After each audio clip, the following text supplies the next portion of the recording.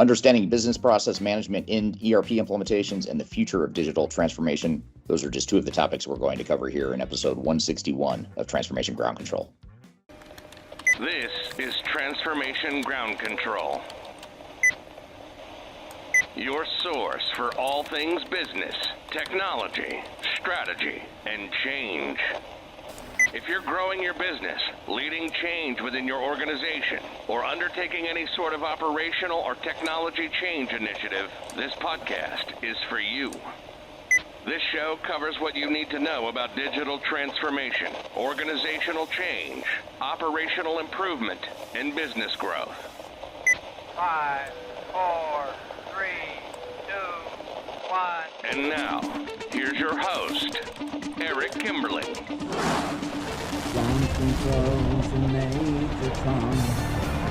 Hello, welcome to Transformation Ground Control, episode number 161. My name is Eric Kimberling. I'm the CEO of Third Stage Consulting. We're an independent consulting firm that helps clients throughout the world with their digital transformation journeys. We have offices in the US, Europe, and Asia Pacific, and we help clients with their digital strategy, software selection, and implementation initiatives of all different types of ERP and technology initiatives. The show is sponsored by Major Tom Productions, and this podcast is everything you need to know about digital transformation. We cover strategy, people, process change, and everything in between for everything you need to know about digital transformations. And you can find new episodes every Wednesday at transformationgroundcontrol.com. You can also find past episodes at transformationgroundcontrol.com as well. So I'm excited for today's episode. We've got a lot to cover. We're going to get into some questions from the audience, and then we've got two really lengthy, I'd say, or meaty conversations that we're going to have. One is we're going to have our first guest on the show with JJ Vossen from a company called Mavim Software. He's the CEO of Mavim Software, which is a business process management software solution. He's going to be on the show talking about the nuances we need to understand for business process management in ERP implementations. And then later in the show, we are going to talk about the future of digital transformation. It's actually a keynote presentation that I gave recently in Europe. It was a workshop we hosted in Western Europe not too long ago. And I want to play you that clip from a workshop that we hosted there. And speaking of Europe, that's where I'm recording from here today. I'm in Amsterdam in the Netherlands, and actually my host or my guest that's going to be joining us here today is also with me in Amsterdam in the Netherlands, and I'll bring him on the show here after our Q&A session here to start. And speaking of getting started, we want to jump into some questions here today from the audience. We always pull questions that you all submit on not only on this podcast, but also on our YouTube channels, our LinkedIn channels, and even Facebook. So wherever you listen or watch to this podcast, or if you're following me or Third Stage Consulting on any of our platforms, you can submit questions, just whatever is on your mind. And I'm happy to get to those questions every week on this episode. So we're going to get to a few of those questions here today. And you'll want to stay tuned for this entire episode or this entire segment, because I do get roasted at least once in some of the questions here. So be sure to stick around for that we're going to jump into right now. And then later we'll bring on our guest, JJ Vossen, to talk about business process management.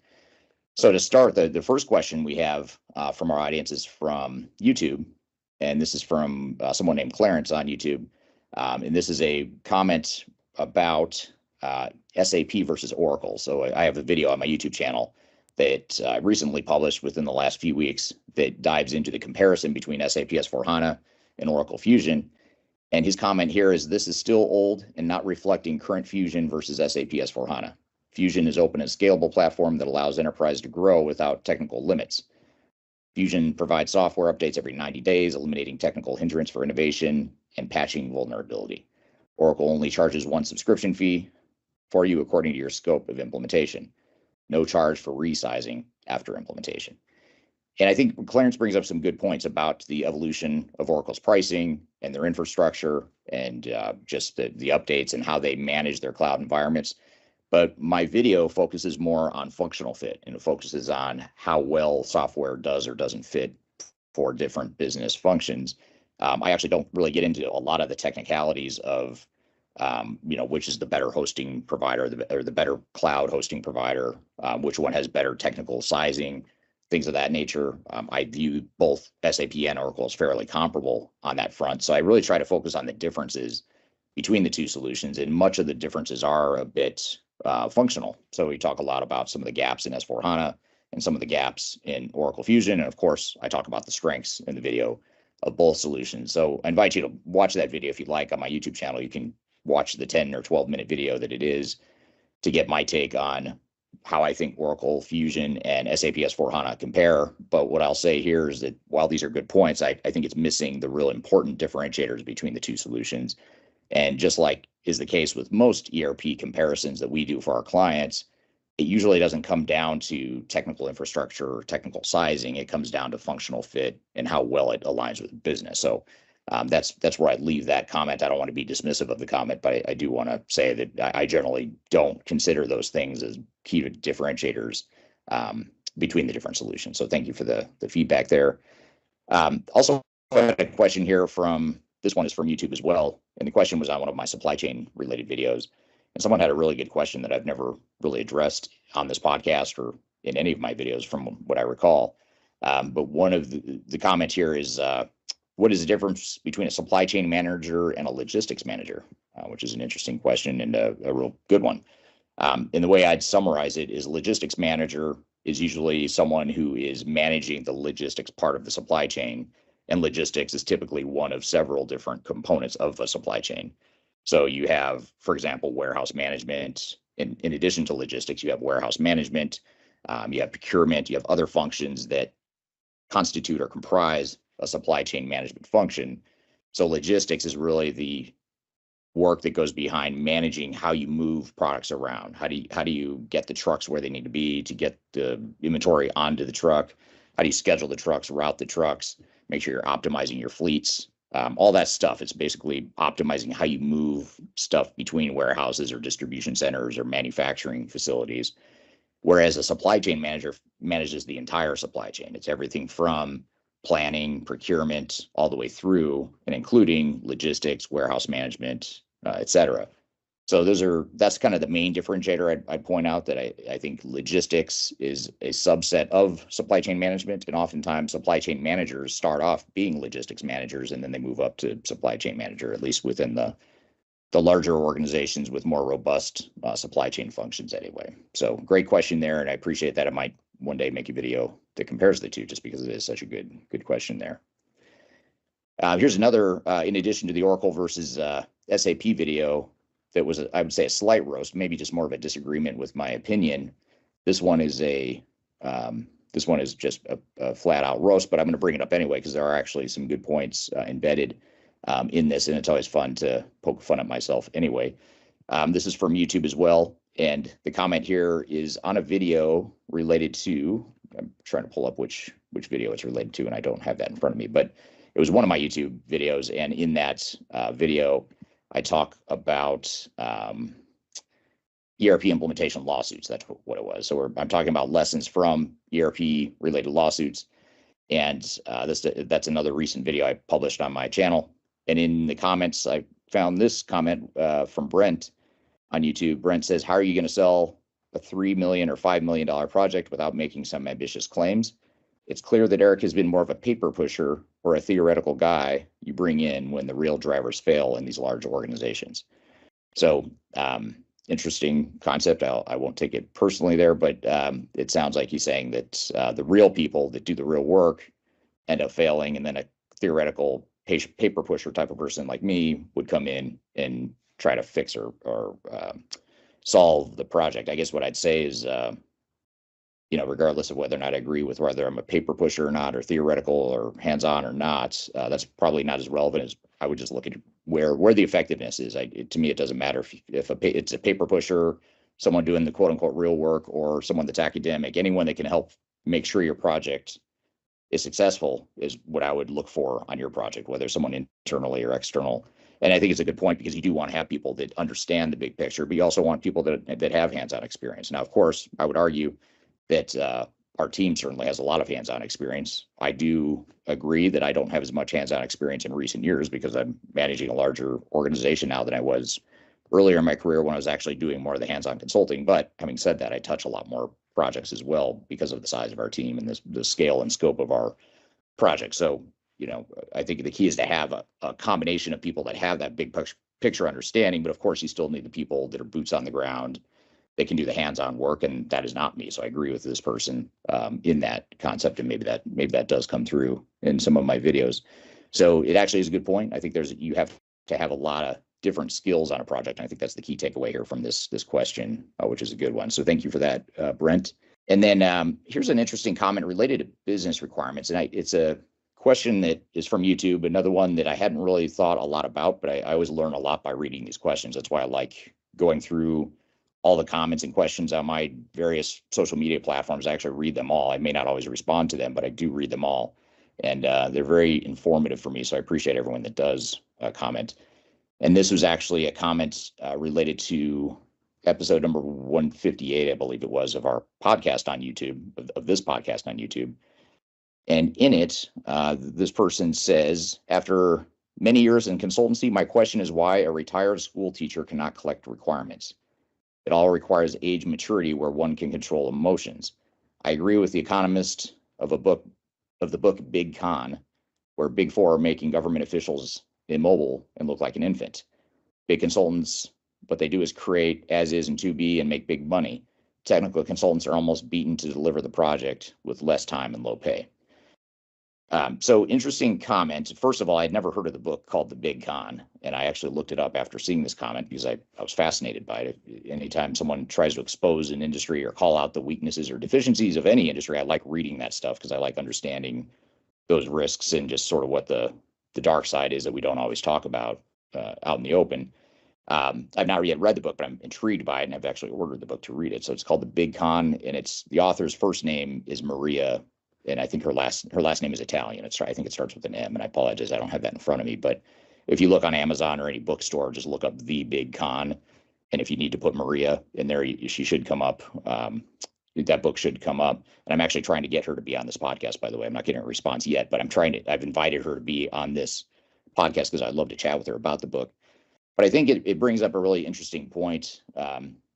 And it's something I'd like to dive into in more detail in future YouTube videos and just my own observations and studies, is really understanding when and where do consultants add the most value and when and where do consultants actually diminish value. And I think both are probably happening. I think especially with these large consulting firms, there are pockets of value that you can get from a consulting firm, but I think there is a ton of wasted value, a ton of wasted money that goes to these consulting firms that oftentimes will leave a company or an organization in worse shape than it was before they hired the consultancy.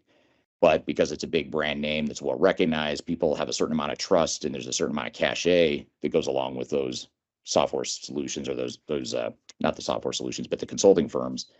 I think a lot of times people are misled, or they mistakenly believe that they can trust those organizations to look out for their best interests. And I think the real key here to think about is some of these large organizations, these large consulting firms, have hundreds of thousands of employees. Literally, they've got 200,000, 300,000, 400,000 employees, which is huge. I mean, absolutely massive organizations, bigger than a lot, if not most, government organizations. And so, just to set it aside for a moment, so we won't get into this, but it does make you wonder. It makes me wonder: is that too big? Is that just too big of an organization that's too inefficient, too much of a machine that doesn't necessarily have clients' best interests in mind?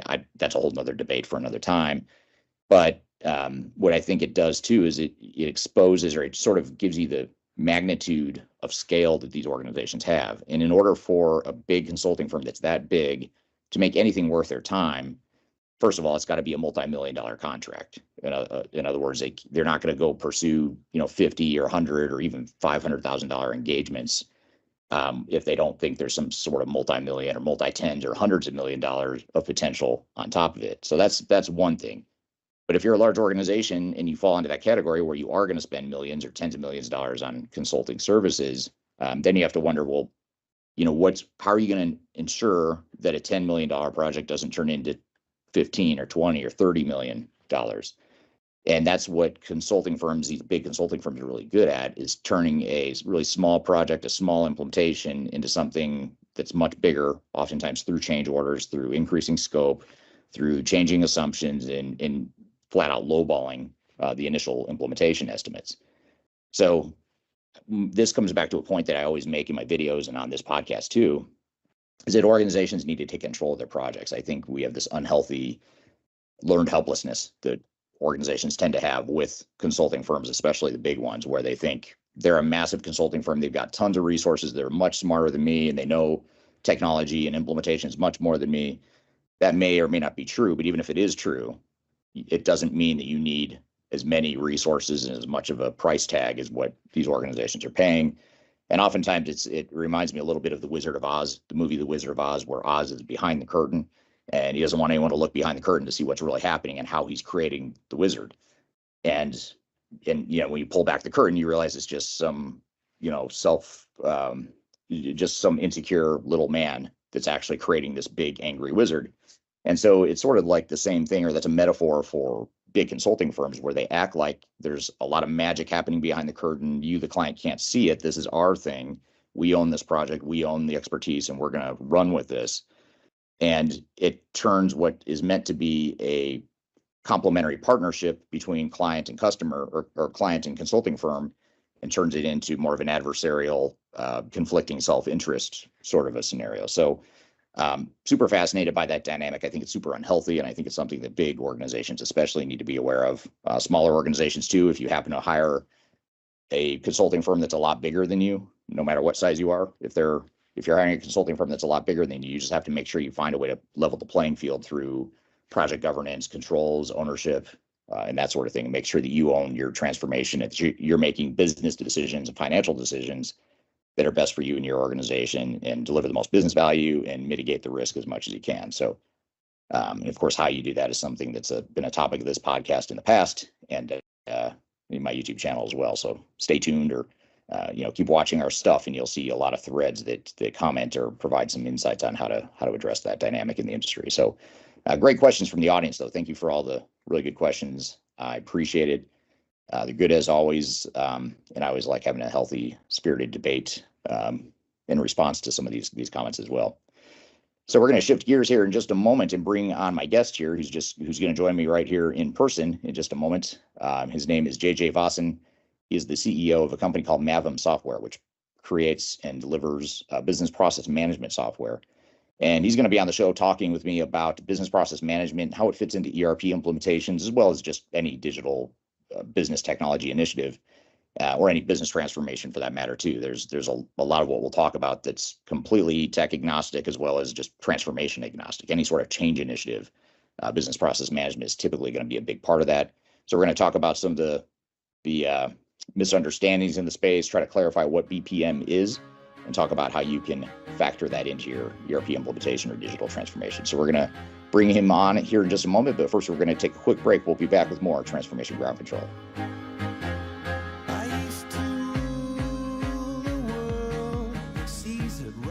Interested in working for a company that truly values your unique skills and experience? Here at Third Stage, we don't hire based on resumes alone.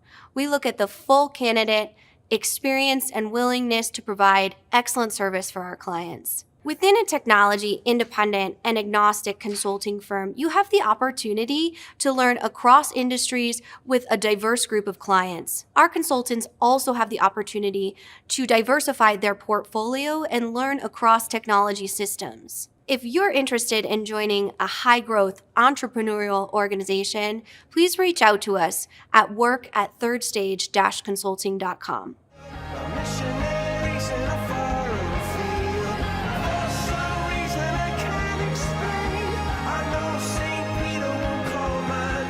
Hello, welcome back to Transformation Ground Control, episode number 161. My name is Eric Kimberling. I'm the CEO of Third Stage Consulting. We're an independent consulting firm that helps clients throughout the world reach their third stage of digital transformation success. We have offices in North America, Europe, and Asia Pacific. And you can learn more about us at thirdstage-consulting.com. And we do everything from digital strategy, software selection, through and including implementation planning and phase zero work, as well as implementation itself, including the program management, organizational change, and business process management, which is the topic that we're going to cover here next with our guest. You can find new episodes of this show every Wednesday at transformationgroundcontrol.com. Be sure to check that out. And the show is produced by Major Tom Productions. So thank you for being here today. Excited for our next guest. He's never been on this show before. We've talked about this topic before, but never with as much of a thought leader in the space as this person, and excited to have him here. I'm excited to be with him here in person, actually. So he's joining me here just to my left, your right, and we're here live at his office. Actually, I'm producing this podcast from his office in the Netherlands, just outside of Amsterdam. So with that all being said, JJ, thank you for being here. Thank you, Eric. So yes, welcome everybody. My name is, so officially name is Jean-Jacques Vossen, so JJ for people that call me short. I'm the CEO of a very nice Dutch headquartered company called Mavim. Mavim for US people and international people. Headquartered in the Netherlands, typical software company. So we have a huge manufacturing side, software development side in India, and global presence across the globe. And of course for the US people, also a very nice team in the US selling and maintaining our software. Great. Thank you for being here. Yeah, thanks for joining. Thank you to the audience for being here. And we're going to get into a lot of stuff related to business process management. Can you tell us a little bit more about Mavim and just what the product does, just so maybe to give us an understanding of how you come at understanding the business process management world? Yeah. So again, for those that are joining and are let's say the art of process managers, process management is of course not new. Right. So it's of course, if we're really honest, it's maybe even that people say, "Oh my God, not process manager again? Are you for real?" But the good news is now that people start to realize that process management, business process management, is getting more and more important, because it's all about, if you are in a digital transformation, it's all about people. It's all about the people in a process working together, and of course supported by IT technology. And the three of that together, you need to make sure that you then can continue and improve the performance of your organization.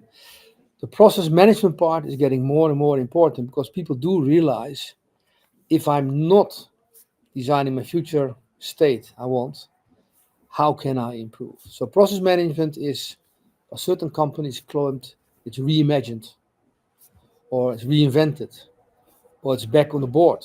Because Right. there are some companies that really brought it back into the board level. Right. So yeah, and I want to ask you a bunch of questions here today about how business process management works and some of the lessons you have from working with your customer base on your business process management platform with Mavim. But I want to ask the audience a quick question as we get started here. I'm just curious to hear, just to get a pulse from the audience on when you think business process management should start in a digital transformation. I'd love to see in the chat what you think, as far as either what you think should be as far as when business process management should start, or what you're doing with your current digital transformation. When are you starting business process management and how are you approaching it? And we're going to get into that here in just a moment, but I want to hear the audience's feedback first. So I guess just to start, I think we're both in agreement that business process management is very important to digital transformation. Why do you think it is that so many organizations overlook business process management or don't invest enough time and money in it? the honest answer is that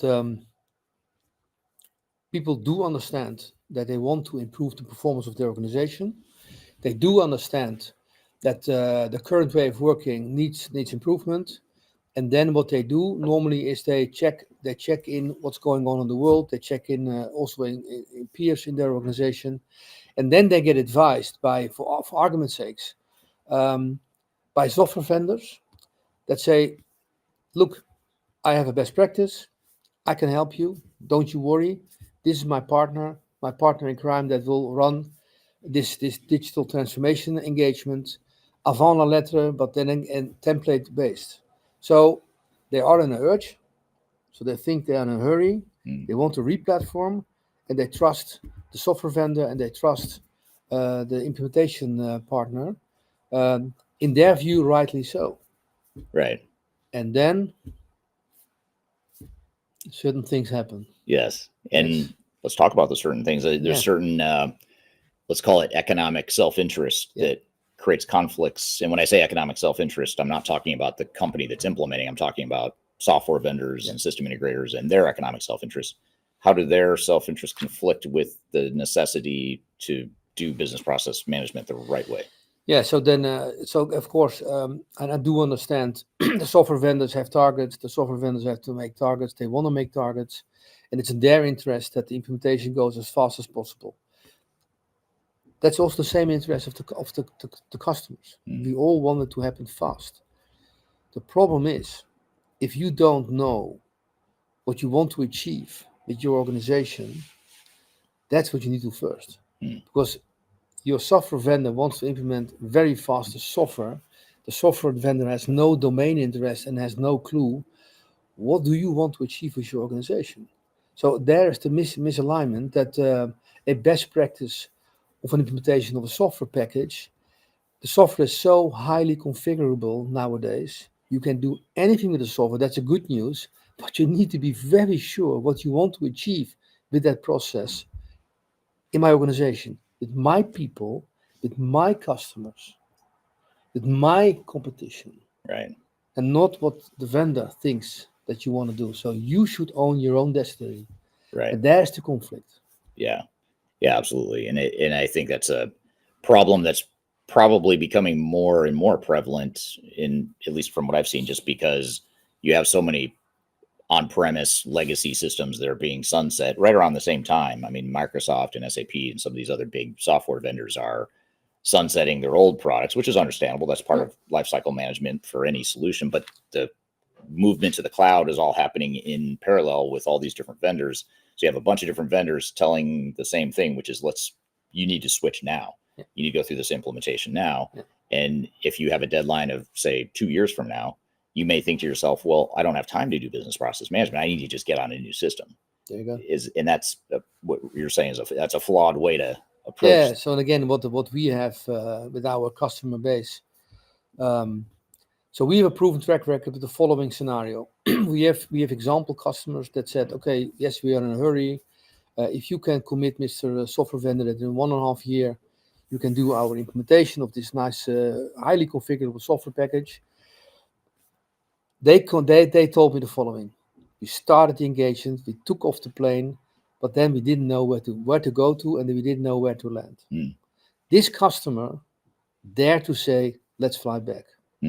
Then he did the following: let's redesign our operating model. And let me give you an example. This company is in a business where they are servicing and maintaining car glass shields. So when you have a broken shield, Right.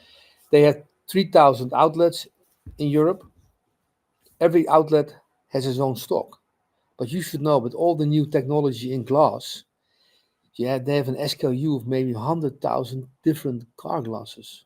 So if my car glass is broken, where do I go? So what they had to first design, I need to redesign my warehouse principles. Where should I have my stock?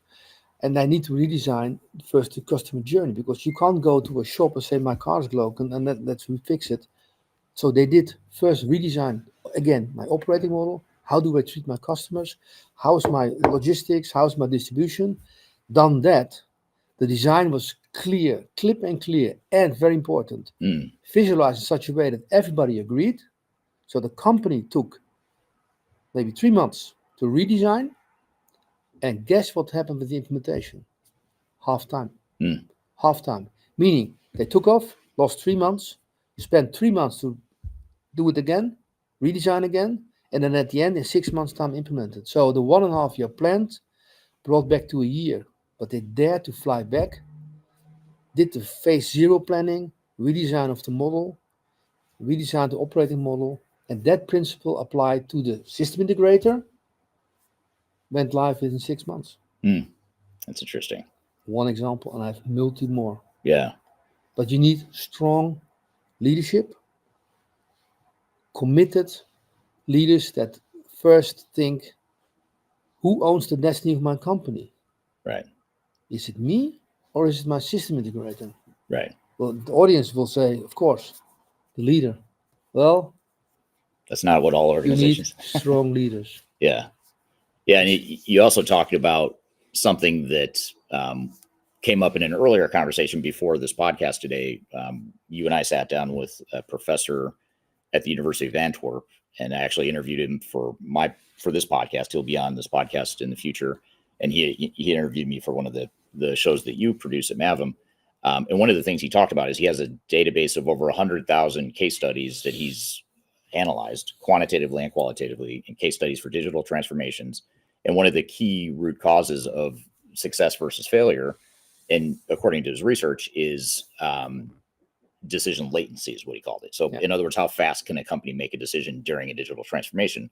And the ones that take longer to make decisions, not surprisingly, are more likely to fail. They're more likely to have budget overruns, time overruns, and that sort of thing.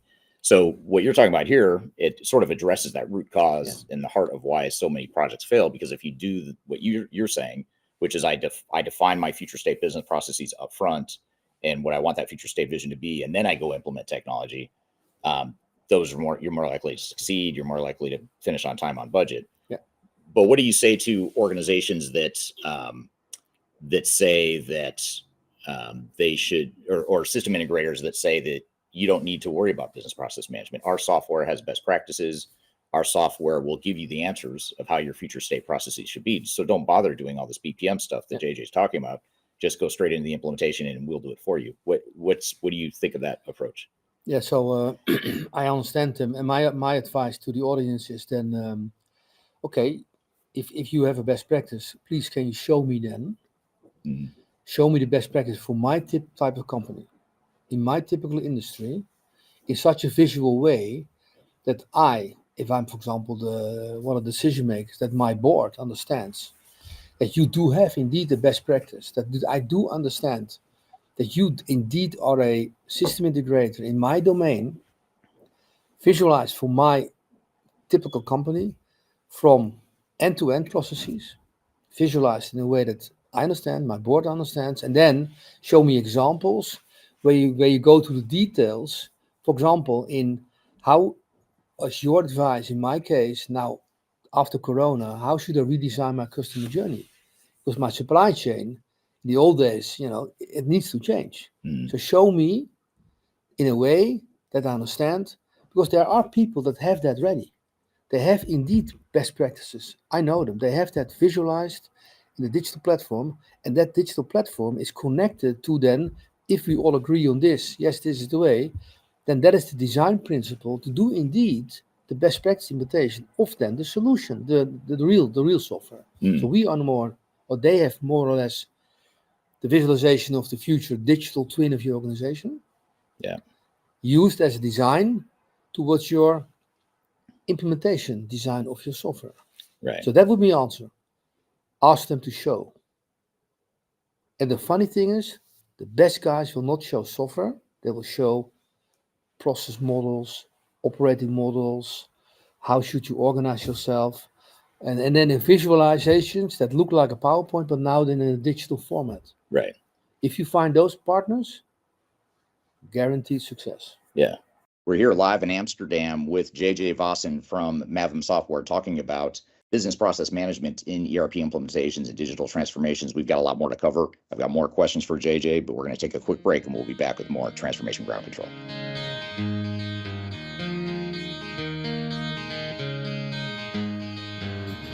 Could you whisper in my ear? If you are aiming for transformation success, turn to Third Stage Consulting Group. Third Stage's independent and technology agnostic consulting team helps clients define their digital strategies, define their roadmaps, and manage their transformations. With offices in the US, Europe, and Australia, our team helps the world's most forward-thinking organizations through their transformation pitfalls and risks.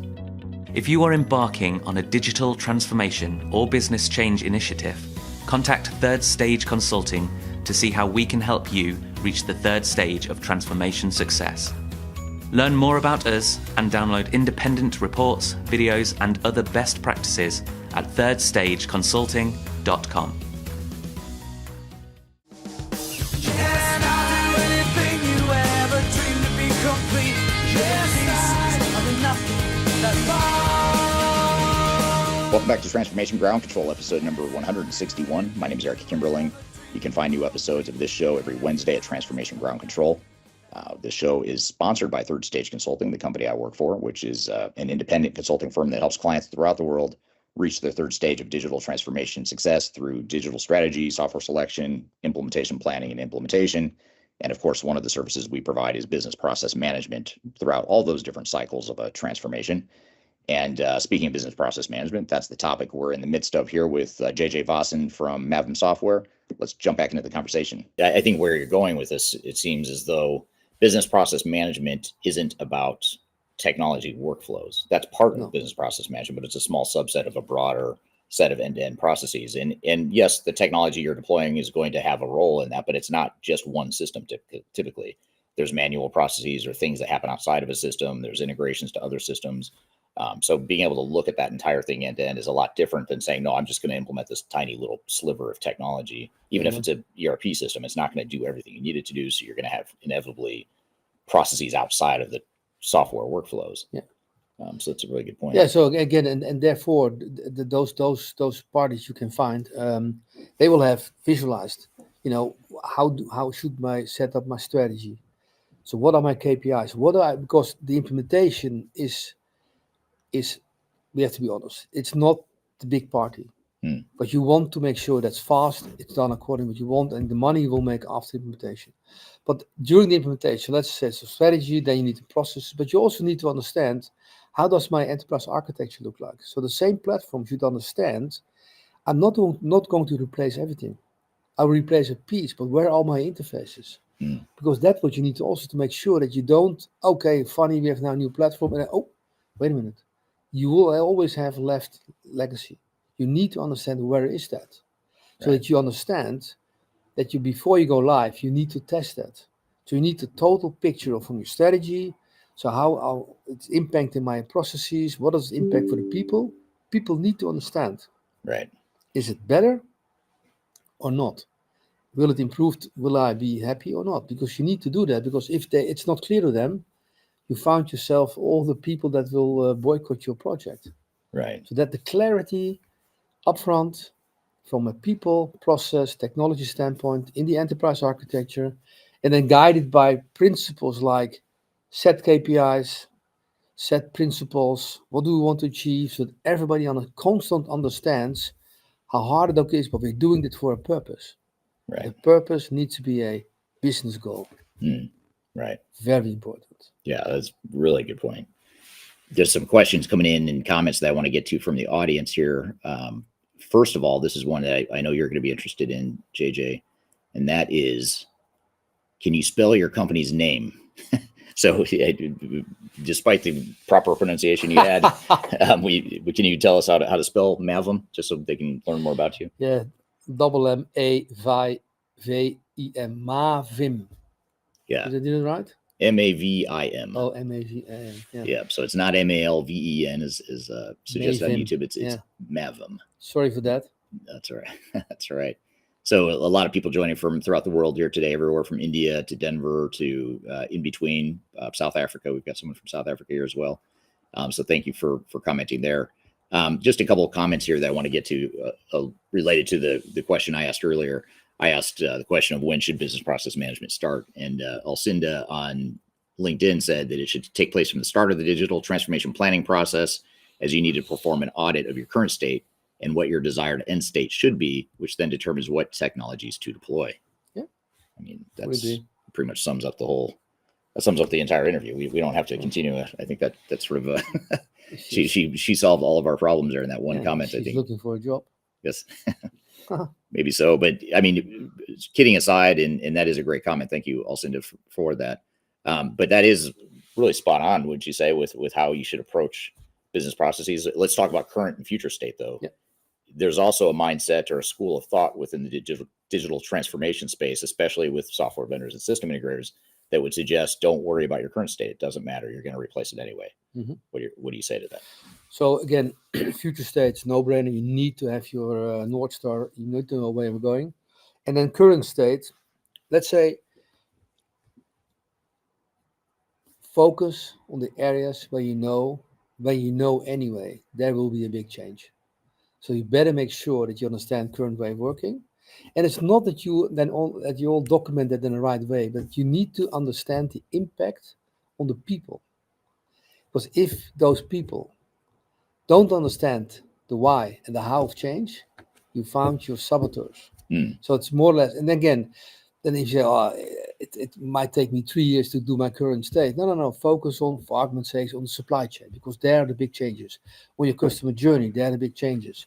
To be honest, on your finance processes, hey guys, don't bother. Right. But supply chain, customer journey, there where you make the impact with your company. Better make sure that how do we work today? What does it mean? And what does it mean and also for the software we're looking for? Yeah. Yeah. Because there you need to find the software that's really supporting your idea about your new way of working, your new way of generating the supply chain end to end. And certainly for those in Europe, where now ESG is hitting us hard, Mm. you can't blame. You can say, "Oh, I'm clean." No. You're responsible for the whole chain. You Right. need to understand who's making what waste where, because the legislation people will ask you. Right. So you better be sure how it's now and how we're going to change that. Yeah. And then understand what does it mean for these people? What does it for my outsourced company? So Yeah. that's important. Don't do everything, but do the ones where you know there's a big change. Yeah. And or where you have areas of competitive differentiation, things that make you intentionally want to be different. You don't want best practice. You don't want the way the software works off the shelf necessarily, because you've developed something that makes you better than your competitors. Absolutely. Yeah. Here's a question that's sort of related to that. Or this is from Kyler on LinkedIn. Kyler says, JJ, can you parallel path the two? Select new technology and BPM optimization, or do you recommend? And this is back to Alcinda's point too. She was suggesting what I would consider the ideal state. If you have the time and resources and the vision to do this, do your BPM work, choose the technology or technologies, then do additional BPM work in more detail once you start implementing the technologies. What about doing in parallel BPM with software evaluation and selection? Yeah, I would say again. First of all, I would say depending on the case we're talking, that's of course. But yes, I would say why not? Because then step by step, let me give the politics. Step by step, people say, okay, we're already on the journey. Right. So we're not only in the mode of thinking, because people don't like that. People won't see results. So there's a little bit, it's more or less, I would say this is a maybe potentially political correct way of doing. Yeah. So you start, for example, for argument's sake, we made a decision. We are going for best of breed. So let's first focus on the supply chain. So then, okay, let's say supply chain. In the meantime, look for one of those 3, 4, 5, 6 vendors that are one of the best of breed leaders in that space. Let's go for that. I know those customers that do that. We do that first, and then we go for whatever customer facing, customer journey. Right. Do it there again, and take there a best. But again, BPM leading, software to follow. Right. But yes, I can imagine that is politically correct, and people will see then sort of results. Yeah. But again, very important. There's one word also: don't rush. That's a good point. Yeah, I don't want to say you should take all the time in the world. You shouldn't take all the time in the world, but you should take plenty of time up front to do the planning work that includes business process management. And back to that decision latency comment earlier about the team's ability to make quick decisions during an implementation. You're going to make quicker decisions if you have that clarity defined up front, because now you've got the blueprint for how you're going to build the house. To use that analogy. You would never, we wouldn't go out and hire a general contractor to go build a house without giving them the blueprint, or without someone giving them the blueprint of how the software should be built, or how the house should be built. So why would we do the same thing? Why would we do that? Exactly. And again, therefore, this business process blueprinting is meant to be to get everybody on board. That yes, of course, the why we change, but also the how we change. If that's agreed up front, and then you run the workshops in the rated details, you don't fall into the big trap that people start to argue, why are we changing anyway? Right. Before you know, you are back of square one. Yeah. And then you will lose the time, because then it has to escalate. So decision makers have to support it. Before you know, you get in brutal politics. Yeah. So you better be upfront agreed, and then it can move fast. Because then people think, yeah, I understand. Right. And if then a screen is blue or green, nobody cares. Yeah. Yeah. As it's logic, I understand it. Okay, I know my role. I know my career. Very important. Mm-hmm. Yeah. And it will go fast. Yeah. You're touching on an important topic that I want to get into a little bit more, which is change management, as you talk about executive sponsorship and resistance to change and decision making and leadership. All those things sort of tie back to change management. how does business process management enable change management or effective change management? So our platform is branded by Gartner as a future digital twin of an organization technology. In that technology, we consider, of course, the basics are processes related to people, roles, responsibilities. One of the very important components of the platform is the communication and collaboration. So if and when, and then that means also communication means if I'm a board member, I'm not interested in detail level 6 of a process. I'm interested in what is it going to bring on the 5 strategic intents. I understand that. I understand the word strategic intent, goals, KPIs. But then I'm somebody in a warehouse. I do want to understand the details of a process, but then visualized in a way that I see a visualization where I see, that's a forklift. Of course, that's me on a forklift in a process. Oh, how neat is that? So the communication of the process future way of working should be by the lens of the individual. So the enterprise architect will look at it from an architect standpoint. Somebody on the ground will look at it from his little forklift, and the other one thinks in intents. That's communication. Now that we are in agreement, then we need to ask the people, please confirm. The collaboration platform, it's Microsoft Teams and all that stuff. Confirm, agree, and if not agree, comment. So that people get the feeling, I'm engaged. I decide my own destiny, so that nobody can then say, typical Dutch, not invented by myself, it cannot be anything. So, no, you were engaged, you had comments, look here. So we're all in agreement, let's go. And that takes time. But again, a platform will support that. It is measurable, and also very important, if certain people don't comment, hey, now suddenly that's a potential area of, hey, what's going on? So Right. BPM in a platform like this Mavim platform will support the adoption of change. Right.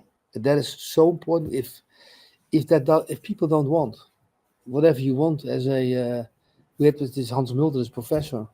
It was in time delivered. It was in budget. But what happened? Yeah, nobody used it. Yeah, no business value.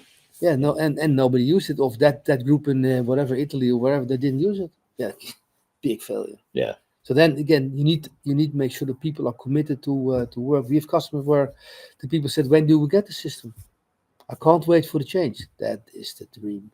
Yeah. That's the dream. Yeah. When do I get the system? Yeah, because we're so excited to use it. Yeah. But they understand, hey, this will bring better and let's say smart work. Yeah. Versus all that labor intense, not that clever work. Yeah. Yeah. The manual searching of information, that sort of thing. Yeah. We're here live in Amsterdam with JJ Vossen from Mavim Software talking about business process management in ERP implementations and digital transformations. We've got a lot more to cover. I've got more questions for JJ, but we're going to take a quick break and we'll be back with more Transformation Ground Control.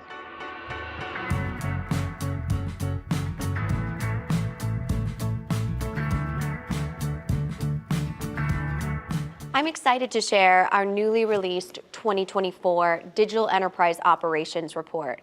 This free download is available on the Third Stage website at thirdstage-consulting.com. This report is truly packed full of technology-independent and agnostic insights for your project to ensure that you're strategically optimized for success. Download your copy today with the QR code in front of me or visit our website for more details.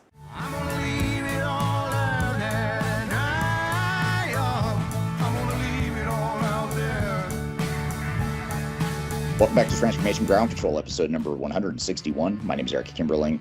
You can find new episodes of this show every Wednesday at Transformation Ground Control.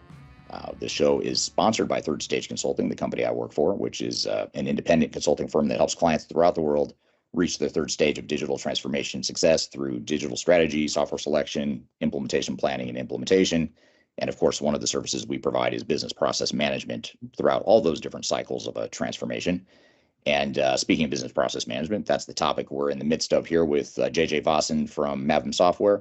Let's jump back into the conversation. Also, at the heart of business process management, in the heart of Alcinda's question a moment ago, or her comment about where business process management fits and how the timing should work. There's also current state, future state, and so really at the heart of change management is how is the organization changing? And we can't be good at change management. We can't do change management well if we don't understand current state versus future state. And so at the heart of BPM is really a way to capture that, to kind of look at the way things are today, more importantly, how everything's going to be in the future and what are the gaps. And that becomes the premise for how you communicate and how you handle change management. So I think that's another reason why BPM is so important. But you were talking about business value or lack of thereof of people not using the software. Congratulations, you finished the time on budget. Congratulations, you finished on time, but people aren't using the system. So is that a success? Some might say, yes, that was a successful project because you were on time on budget. Most, I think you and I would agree, it's not a success if you're not getting people to use it. How does BPM help people or help organizations get better usage of the software and better value out of the technology? So let's say, again, good preparation, good give them feeling that they're engaged. And then at the end, what's also important, and that's what we created, that we are, in any engagement, we are part of the core new application.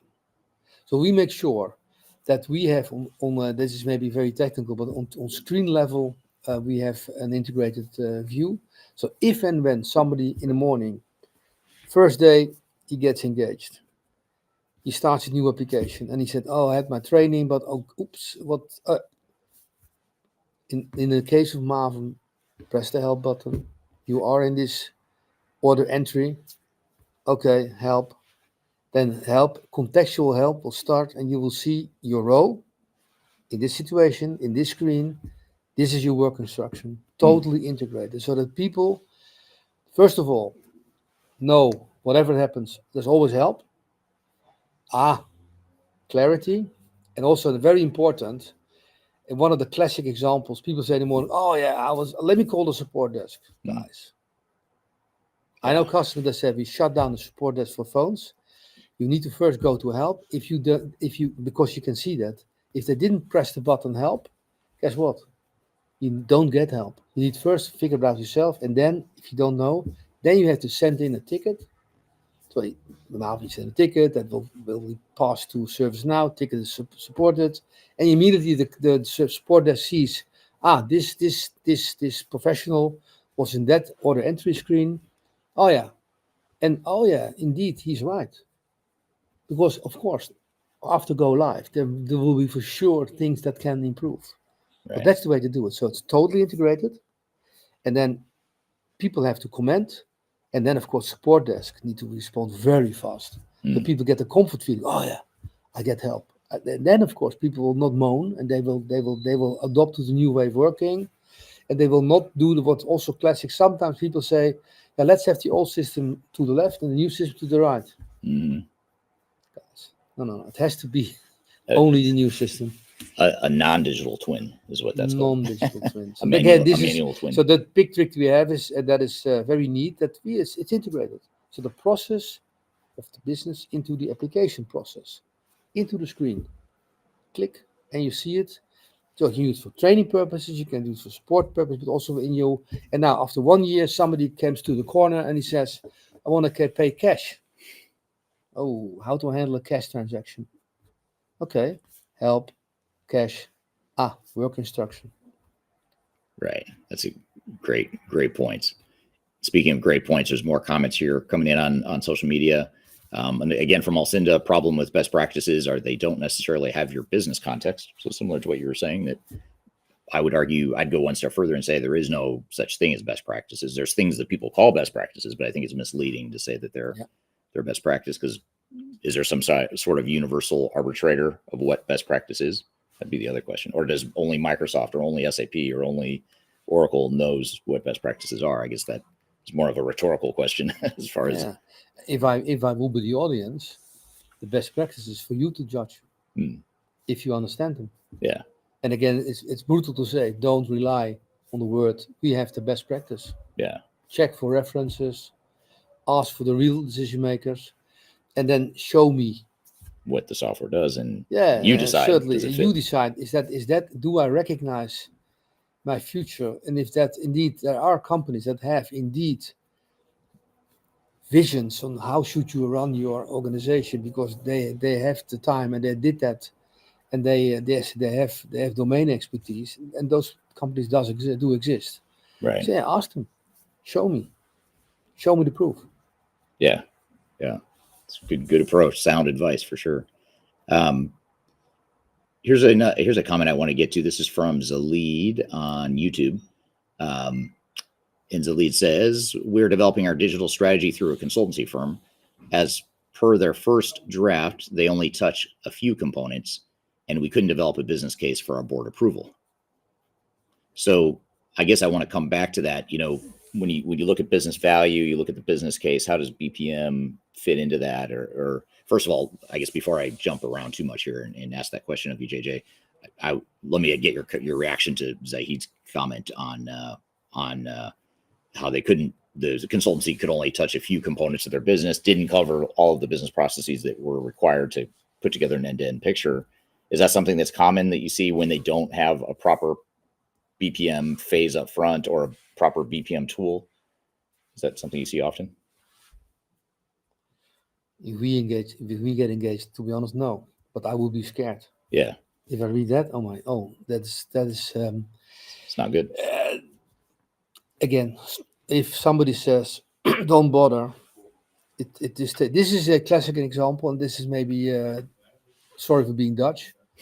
You can't change being Dutch since you are Dutch. This is how should I say it in a political way? If a board doesn't approve that we prepare ourselves in the proper way, so that we do understand where we're going.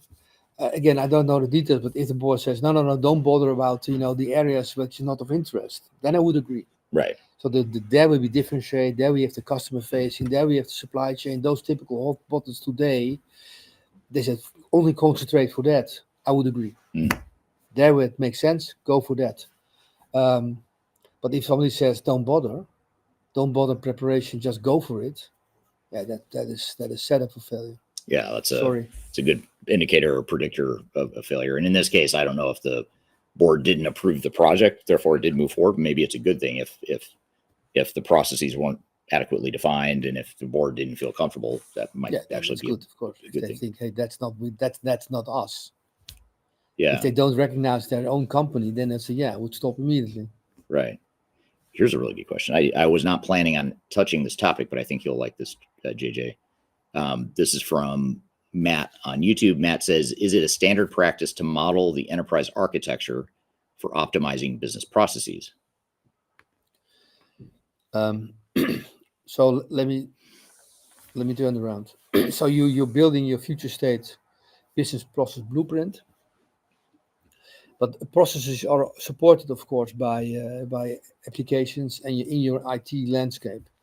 So there, where that I'm going to re-platform for certain processes, it's more than interested to understand what application platforms will be replaced, what will stay. So you need to have an end-to-end view on my current state of my enterprise architecture and my future state, so that you understand, after implementing this new application, which other application will be interfacing with that application, so that I understand how to maintain, how to do all my testing, and because assuming that everybody is in the same route, we go to the cloud software will have every 8 weeks to 12 weeks new updates.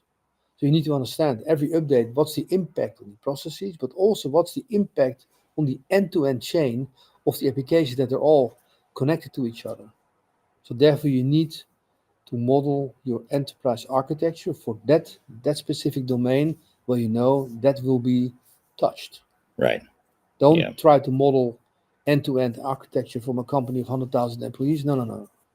For the piece that the customer journey will hit the website, it will hit it will that. Okay, that we need to figure out. That's the piece we're going to focus on. Right. Yeah. Makes total sense. Here's another interesting question from Eric on LinkedIn. Says, how do you ensure alignment between the dynamic nature of business processes, which are addressed by BPM solutions such as Mavim, and the rigidity often associated with ERP systems.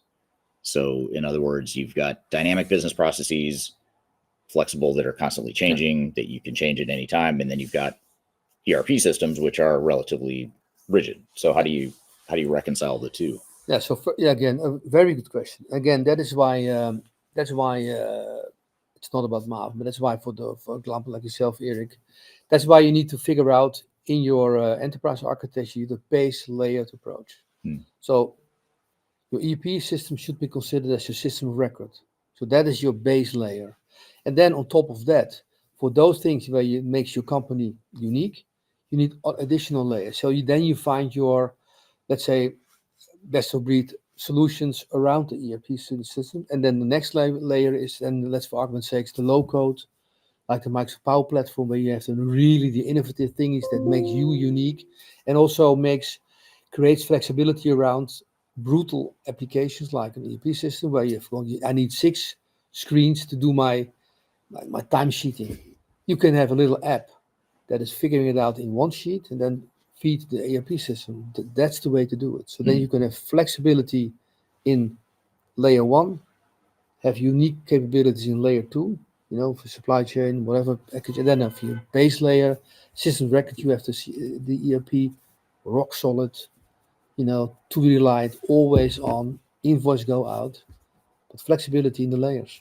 Right. And in your BPM engine, you should describe that in a very clever way so people understand. And again, it needs to be architected. Right.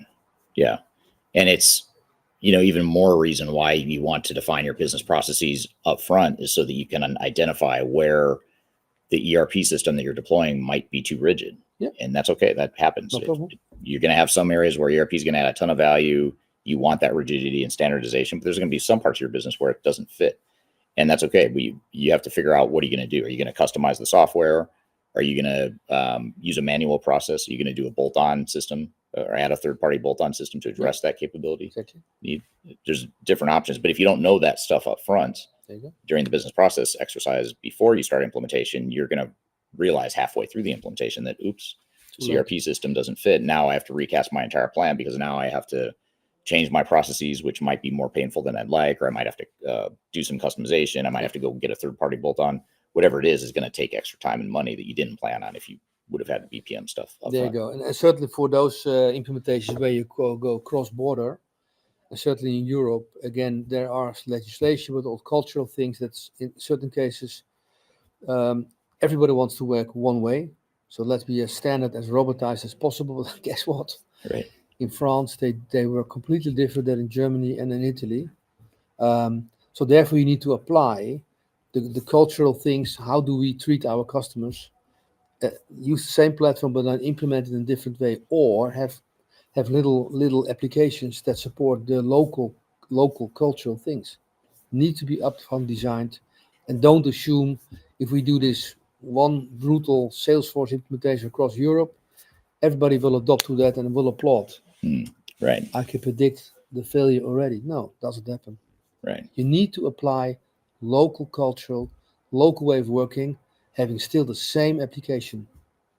But given the high flexibility and high configurable of all those applications, it can be done, but upfront designed. Right.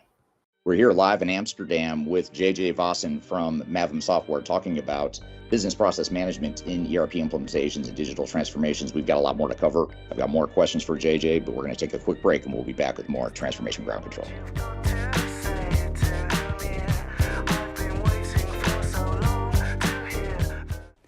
If you are aiming for transformation success, turn to Third Stage Consulting Group. Third Stage's independent and technology agnostic consulting team helps clients define their digital strategies, define their roadmaps, and manage their transformations.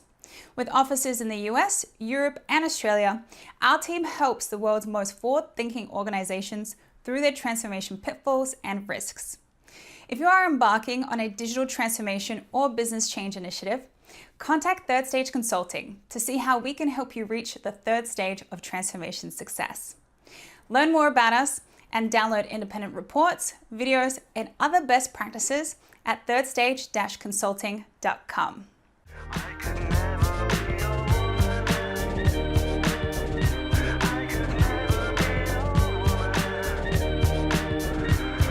Welcome back to Transformation Ground Control, episode number 161. My name is Eric Kimberling. You can find new episodes of this show every Wednesday at Transformation Ground Control. This show is sponsored by Third Stage Consulting, the company I work for, which is an independent consulting firm that helps clients throughout the world reach their third stage of digital transformation success through digital strategy, software selection, implementation planning, and implementation. And of course, one of the services we provide is business process management throughout all those different cycles of a transformation. And speaking of business process management, that's the topic we're in the midst of here with JJ Vossen from Mavim Software. Let's jump back into the conversation. You know, I think BPM also, by doing that BPM work up front, it also enables agile transformations, because you can do the business process work up front, have that clear vision of what your processes are going to be, and then you can go deploy very quickly. You know, so it actually supports more of an agile approach, even though some might argue, well, that's waterfall. If you do all your business process work and requirements definition up front, that's waterfall. Well, it's really, I guess, more of a hybrid, though, but it is enabling that fast, agile rollout once you get to the implementation phase of the project. Absolutely. And again, then back to my example, if you then have a workshop with the Italian team, with the French team, and the German team, they will feel that you listen to them. They understand that you really understand their other way of working. Yeah. And they will agree, we have same platform, but we will just configure it a little bit different. Nicely designed, but then also maintainable. Right. If then the French have a request for change, you understand, oh yeah, of course, because there we did this little switch to the left, and in Germany we did to the right. Right. Oh. Yeah. And then suddenly you have the feeling, same platform, but we still do it the French way. Right. Right. Exactly. Which is important. You're going to have parts of the world and Very parts of the important. organization they're going to take that. Absolutely. Yeah. Very, very good. Here's a question, a really good question from Kyler on LinkedIn. You touched on the vendor relationship, but I wonder how much influence they should have on your business process. Should you match the business process to fit the software, or customize to fit the process? So, if I would be the audience, my process is leading, my company is leading, but you should listen to the vendor. So how, Mr. Vendor, can you apply my way of working, and how can you configure that in your software?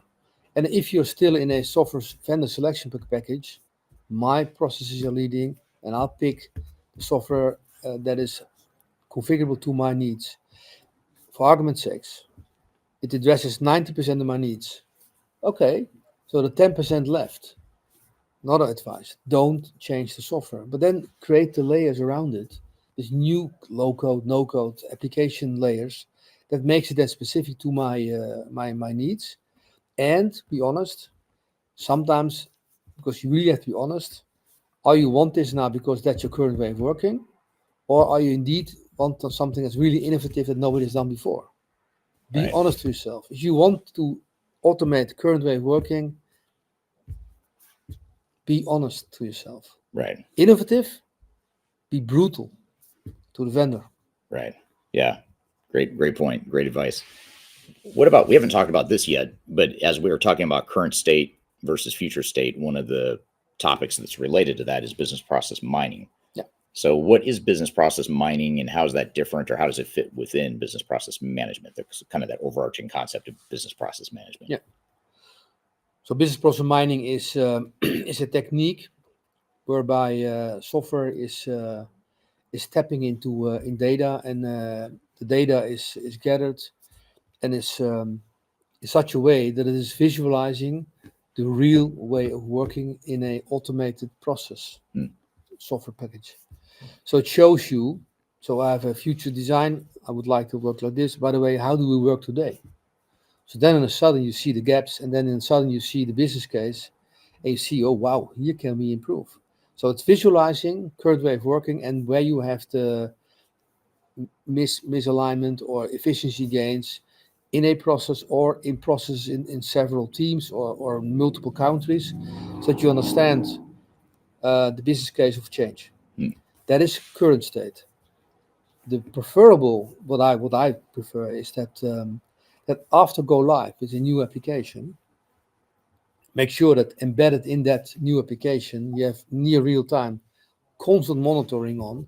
So process mining monitoring, so that you, after the change, very fast will see how your users are using the application, and who is conforming to the design or who's not conforming to design, or also very funny sometimes, where are finding people already little shortcuts so that even the throughput is going faster. So you can, so that we thought it should be like this. Look here, somebody found this little route. That's clever. Let's apply it for everybody now. Right. So that you constantly, because certain CEOs tell me, a project, we need to do it, but the real money going to make after the project. And certainly when we do this near real-time process mining, where we have constantly monitoring about where can we still improve, where can we find the misalignment, and how can we keep in compliance towards design versus current way of working. And that constantly layered on top each other will give great insights. And then continuous improvement managers love this, because that's the art of the possible. Right. Yeah, and it's also a good reminder too that implementation or transformation should not end at the time of go live. Oh, no. There's a lot of work that should happen if you want to get real business value out of your investment. There's a business process mining is a great tool to do that, as is business process management in general. But it's fascinating to me the dynamic or the organizational behavior that we see so often, which is, I'm just so relieved that we went live. Now I can go back to my real job and we're done here. Let's move on and go do the next thing. But and in many ways, that's when the real work begins. Now you've got the platform in place. Hopefully you've improved some of your processes. But now inevitably you fell a little bit short on where you could be getting business value. So why not do some process mining? Look at, are we really getting that standard operating model we thought we were? Are we really increasing efficiency? If not, why? You know, if let's just say business process mining showed us that we thought a process was going to take this long, but it's actually taking this long. Why is that? Maybe people need to be retrained. Maybe there's some root cause. There has to be a root cause of why we're not getting the business value. And business process mining can be a good way to optimize your transformation investment.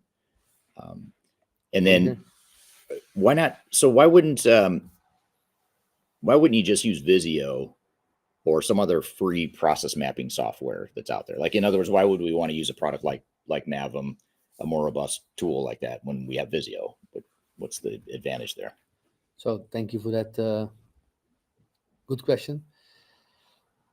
This is not a sales pitch, but Mavim is using Visio. So we use the Visio ease of use with a database repository underneath. So the other question to Mavim guys, why do you need a repository? Because what you want is that that a process is at the end in an organization, could be, for argument's sake, 300 Visios. But you want them all to interconnect from an end-to-end process until level 6 of the details. So, and then therefore, if you have a freeware design tool, you can't connect that in a structure. So you need a structure, and a structure needs a database. And in this case, in the Mavim case, any object in Visio is a database object where you can have elements, data elements, whatever, so that you can, for argument's sake, ask the tool, or tell me more about, how many of this or how many of that, or why is it that, and what are the risks, what are our controls, where, for example, on the process, what applications are supporting that.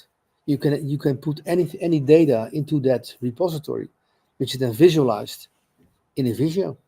So it is still Visio, but there's a massive database underneath that is building and giving you all the answers you would like, from a process view, a board view, a enterprise architecture, Archimate view, all from the same source with a different lens. So even from a Power BI lens, show me all my applications, risk versus value, not from an Archimate, so the typical enterprise arc, but from a business view, in a Power BI view. Oh, wow. Therefore, you need a database under Visio. Yeah. And it not only does it show the connectivity between these different business processes, but it allows you to also capture additional details that you wouldn't capture in a Visio diagram. Like, for example, if I have a step in a process that maybe it's just one box on a process map, but there's underlying details of what's the form I use, or what kind of information should I gather? What are the questions I should ask the customer to create a customer order? That's a step in a process, but you also have details you have to capture there. So from a training and enablement and just a clarity of definition of a process, a tool like Mavim can add those extra layers. And Your work instructions which you make in Word, which are connected to this object in a process. Absolutely. So I want to get to a couple audience questions, and then I'm going to ask you sort of a summary wrap-up question here in a moment, JJ. So just a couple comments here. Alcinda again has a great comment on LinkedIn. Agility and flexibility is necessary because changes or disruptions are not only instant, but can be driven by external factors that are, like JJ says, unplanned. So great point there from Alcinda. So thank you for that. Here's an interesting question. You and I have never talked about this, but I find it fascinating. I don't have a good answer to this. I'm curious to see if you do. This is from Dennis on LinkedIn. Dennis says, can AI enhance decision-making during your BPM initiative? So AI, how does AI fit into all this? Does AI fit into business process management? So the question about decision-making is, so you can imagine that that Mavim is a Microsoft-based platform. So if there are Microsoft lovers in the audience, you can assume that, of course, Copilot is totally integrated into the platform. So how can Copilot, so generative AI, support BPM initiatives?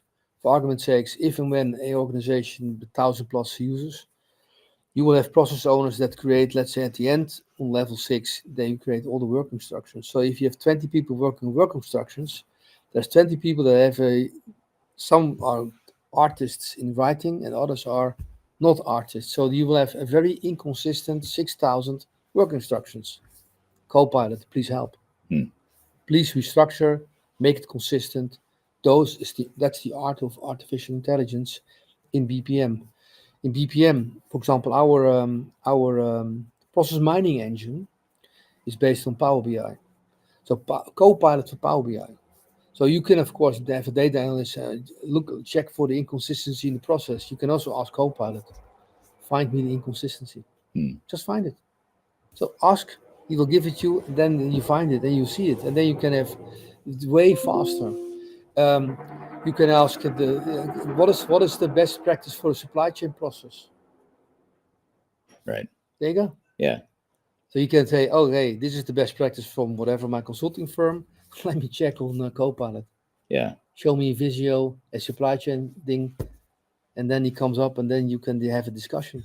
Right. Because he finds it in the domain available. That's of course those are the little use cases that we see happening in our case, because we have Copilot. So then and our customers then use Copilot in Mavim, but then they use Bart from Google, and they have the other ones, ChatGPT, and then benchmark the 3 of them.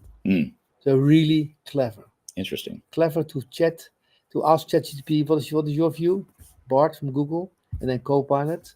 Yeah. And then a discussion with companies like yourself. What is your view? Yeah. Well, then make the wise decision. So it's helping indeed the decision-making process because you have unlimited resource findings. Right. While, if you have to Google yourself, it takes too long. Right. Those engines are fast. Yeah. That is this. But again, those use cases about those work instructors is a real life case, because every so often new software, new impacts on the process. So you have to change a lot of stuff. Copilot does it for you. Yeah. Automated. So the smart work back to the people, and let's say the hard work to Copilot. Yeah. Yeah. Thank you for that question. Great question. It's a really good question. It sort of opens up a whole nother dimension of BPM, which is, with all these free AI tools that are out there, the generative AI tools like Bard and Copilot. A lot of it's not free, but a lot of organizations are using it. You got ChatGPT, which you can use for free. So AI is a tool that's out there at the consumer level. A lot of people understand AI or are toying around with it or playing with it. BPM is a good way to add a little bit of structure to how people maybe will use AI to do their jobs better, because some people may not fully understand AI. There may be preferred tools that we want our organization using. There may be preferred use cases where we want our people to use AI in these instances. And here's how we envision doing that.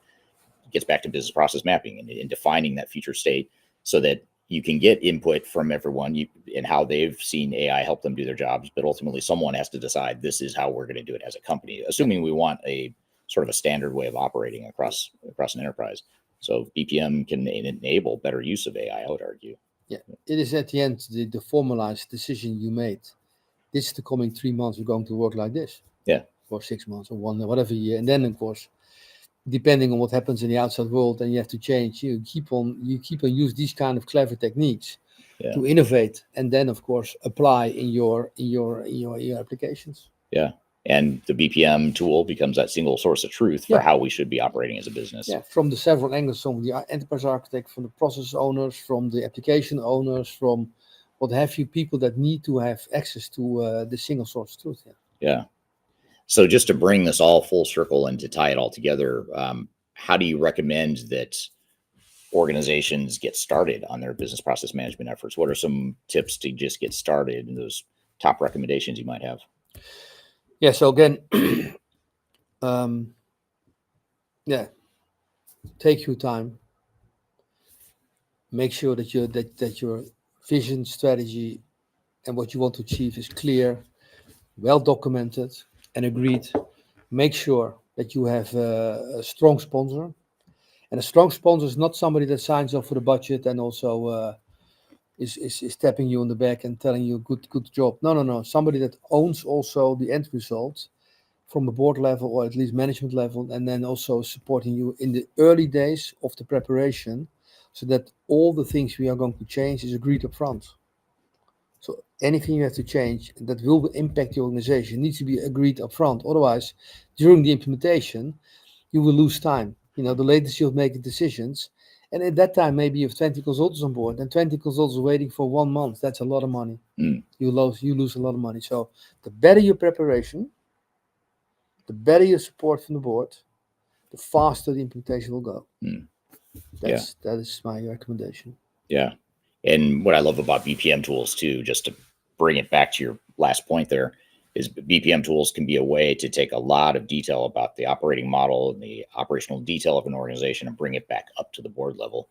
So it's a great way to communicate from the board at the strategy level all the way on down to the frontline employee who has to execute on some of these transactions every day. Yeah. So it's a great closing point. Well, I want to thank you, JJ. That was a great discussion, and really appreciate all the audience questions as well. That's something we'd love to dive into in more detail in future conversations. So hopefully we can have JJ back here in just a moment. So we're going to shift gears here in just a moment and talk about the future of digital transformation, which by no surprise, or it shouldn't be a surprise, does include some business process management themes as well. So we're going to continue to talk about business process management, but we're going to expand the conversation and talk about all the other things that are critical to making digital transformation successful in the future. So we're going to jump into this keynote presentation that I gave here in Europe, actually, not too long ago. This is sort of our European themed episode, apparently, because I'm in Amsterdam with JJ filming this week's episode, and I'm going to play you a clip from another presentation I gave while in Europe as well. But we're going to take a quick break. We'll be back with more Transformation Ground Control.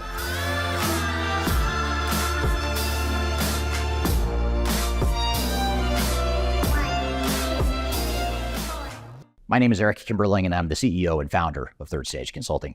Before we dive too far into today's content, I want to invite you to learn a little bit more about Third Stage Consulting, who we are and what we do. We help clients through their entire digital transformation life cycles, beginning with digital strategy, software evaluation and selection, all the way through and including implementation planning, implementation readiness, and the actual implementation itself. We're technology agnostic, so we only represent our clients' best interests. We do not represent software vendors. But having said that, we work very closely with software vendors, all the leading players that you can imagine we've worked with, both in helping clients evaluate and select them, but also in helping clients implement those solutions as well. So we have a very broad, objective, agnostic view of the market that is meant to really represent your interest as you go through your digital transformation. I also encourage you to scan this QR code right here to get access to our resource center. This resource center has a ton of information, a ton of ebooks that are free. You have access to top 10 software rankings, playbooks for how to make your project more successful, guides to change management, YouTube videos, all kinds of stuff that are going to help you through your digital transformation. So I encourage you to scan this QR code to get access to those resources. And please feel free to reach out to me directly to brainstorm ideas about your project. Even if it's just informally, you want to bounce around some ideas and get some informal advice, I'd be happy to spend some time with you. So feel free to reach out to me. I've included my contact information below. You can also find it in the description field of this video as well. These things take time. Mom and dad, they have a good life. But what am I gonna do with mine? Welcome back to Transformation Ground Control, episode number 161. My name is Eric Kimberling. You can find new episodes of the show every Wednesday at transformationgroundcontrol.com. The show is sponsored by Third Stage Consulting, an independent consulting firm that helps clients throughout the world with their digital transformation initiatives, including software selection, ERP implementation, project planning, and the program management, change management, and business process management within an implementation as well. So you can learn more about Third Stage at thirdstage-consulting.com. And the show is produced by Major Tom Productions. So thank you for being here. I'm excited to play you this clip that we haven't played before on this podcast, although we have featured it at times in some of our social media outlets, sort of on a limited select basis. This was an in-person interview or a in-person workshop that I recently hosted in Europe, and thought, since I'm here in the Netherlands and we were talking about business process management with my guest here in the Netherlands, why not play you a clip from the last time I was here prior to this, where I gave a presentation at a workshop that we hosted with some of our European clients to talk about the future of digital transformation. So I'm going to roll you this clip, and then we'll sort of debrief it and unpack it here at the end. So let's roll the clip of the future of digital transformation. We thought, pulling together sort of a global team, local team here from Europe, but as well as our perspectives in other parts of the world too, and certainly hearing your perspectives will be valuable in this discussion as well. So the way we want to kick things off today in this first session is talk about the future of digital transformation and just sort of where in general is the industry headed, and what some of the things that we're seeing in the space, and what are some of the things to be aware of or thinking about as you navigate some of these digital transformations. And then that'll sort of lead us into the next session, which is the digital strategy piece. How can we define a roadmap and strategy? So just a quick overview of Third Stage Consulting. I think you all know this, but we're 100% technology independent and agnostic, so we are not affiliated with any software vendors. And that is what gives us the luxury of being able to openly discuss the good, the bad, the ugly about digital transformations. We tend to focus on digital transformation from more of a business perspective.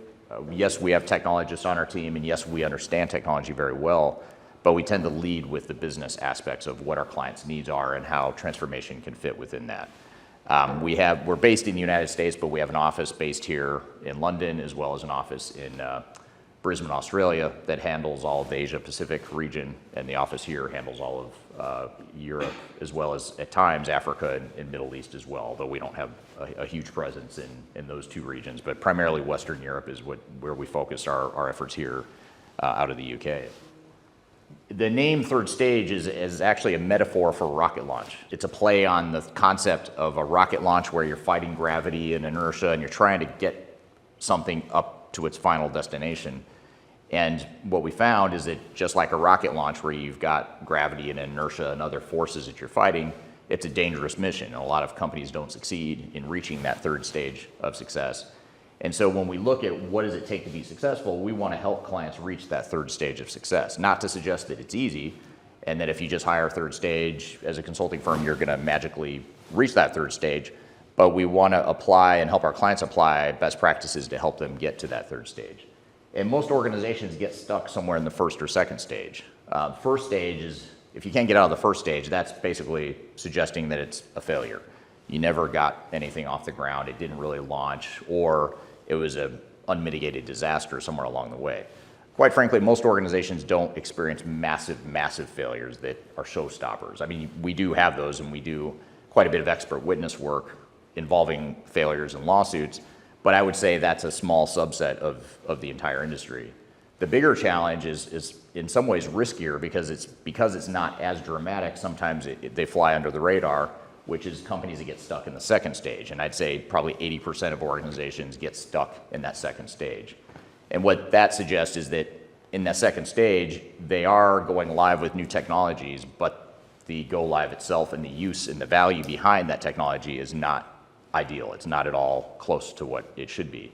So in other words, organizations are spending too much time, too much money, and more than expected for lower business value than they should be achieving. So that's what we try to do, is help clients understand what does it take to get to that third stage. And it's not rocket science, despite the rocket metaphor. It is not rocket science. So there are some basic principles that organizations tend to overlook, and we talked about one already, which is change management. Let's just have a change person come in for a couple days a week, and they'll just deal with that whole pesky human people thing. That right there is an example of you will get stuck. Probably in the first stage, maybe you get to the second stage, but you will not reach the third stage if that is the approach you take. And I say that fairly universally and broadly, that I think that applies to most organizations. I don't know of an organization where, I can't give you an example of an organization we've worked with where they didn't really have to worry that much about change management. It wasn't that big of a deal. But a lot of executives think that. They think, well, okay, other companies have that problem. You all have that problem, but we're not gonna have that problem because we're different. And our people are excited about change and that sort of thing. So that's really what the third stage metaphor is how can we avoid some of those pitfalls and help us reach that higher degree of success. And it's also, if you weren't familiar or weren't aware, I actually stole that metaphor from a rock band called Boston. They're from the late 70s and early 80s, an American band out of Boston. And they had an album, their third album was called Third Stage. So that's really where I stole the idea from, was from rock and roll. So some of the service offerings we provide, which we've coined mission control to go with the whole rocket launch metaphor. Some of the services we provide range from digital strategy and software selection. So organizations that are early in the planning phases of trying to figure out what their transformation is going to be. But we also do quite a bit of work in implementation. That's where most of our business comes from, is at the actual implementation as far as program management, organizational change management, as well as process improvement. And we also have a practice that does expert witness work too, and that's about 15% of our revenue, which is bigger than I would have thought for a company our size. That 15% of our revenue is coming from expert witness engagements, where we're basically doing analysis and testimony for courts and lawyers involving lawsuits throughout the world. And the reason I bring up sort of that full spectrum of work and experience that we have, beginning with digital strategy all the way through implementation, post-implementation, as well as failures and expert witness work, is because we just have a broad base of experience to draw from. And what we're trying to do with the expert witness practice is make sure that our clients and the other parts of our business don't ever need our expert witness services. So we're trying to minimize our expert witness revenue and make sure that clients are doing more of that work correctly up front. And what we found too, and we do a fair amount of project remediation too. That's actually the fastest growing part of our business, is projects that are already underway. They've already selected the software, they've already started an implementation, but they've struggled or failed, and they hire us to come in and fix it. That's the highest growth part of our business, and that's a big part of our revenue, unfortunately or fortunately, depending on how you look at it. But one thing we find is that we're trying to do more to make sure that, especially the clients that hire us from the start, we want to make sure they don't make the same mistakes as the clients that are hiring us after the fact. Digital transformations a lot of times remind me of being a parent at times. If any of you who has kids in the room, children, okay, a lot of you do. So you know how you tell your kid, don't touch the stove, or don't do something that you know is going to lead to something bad, but oftentimes you have to let them. They're just going to do it anyway, and then they won't do it again once they've made the mistakes themselves. A lot of times organizations are like that too. They can hear this stuff all day and it makes sense, but when it comes time to execute, they end up having to make the mistake, and then they end up hiring a company like us to come fix it. Oftentimes clients will hire us up front for the initial piece of consulting, and then they decide, you know what, we can do a lot of this ourselves, or we don't need to do a lot of the stuff you're suggesting, we'll be fine, and then they end up rehiring us later to come back and fix things that would have been a lot cheaper just to do right the first time. So that's how organizational behavior tends to work, for better or for worse, is a lot of times they have to experience the pain in order to know what to do. So a full suite of service offering that we provide here within our mission control framework. And we work with a lot of different clients. This is a partial representation of some of the clients we work with, and I know we have clients in the room as well. But a lot of our business is in the world of manufacturing and distribution, but also financial services, professional services, government, public sector, healthcare. Yes, yeah, a lot of different industries, construction, a lot of engineer to order and make to order types of organizations as well. I'd say a little over half of our business is in manufacturing and distribution, and then the other half is in all other types of industry. So we're pretty neutral and agnostic in the industry side of things as well. So we're industry agnostic, tech agnostic, geographically agnostic, and yeah, that's a little bit about some of our clients. So most of our clients are upper mid-market organizations that they're not small, but usually they're not Fortune 100 companies, although we do have Fortune 100 clients as well. Most of them are somewhere in the middle, kind of the upper mid-market there. So let's talk about the evolution of digital transformation in ERP software. It's interesting because I've been in the space for 25 years, and so much has changed in the world of technology, and technology, in my opinion, is sort of on a hockey stick acceleration of change, which is directly causing a massive amount of change to organizations that are implementing technology.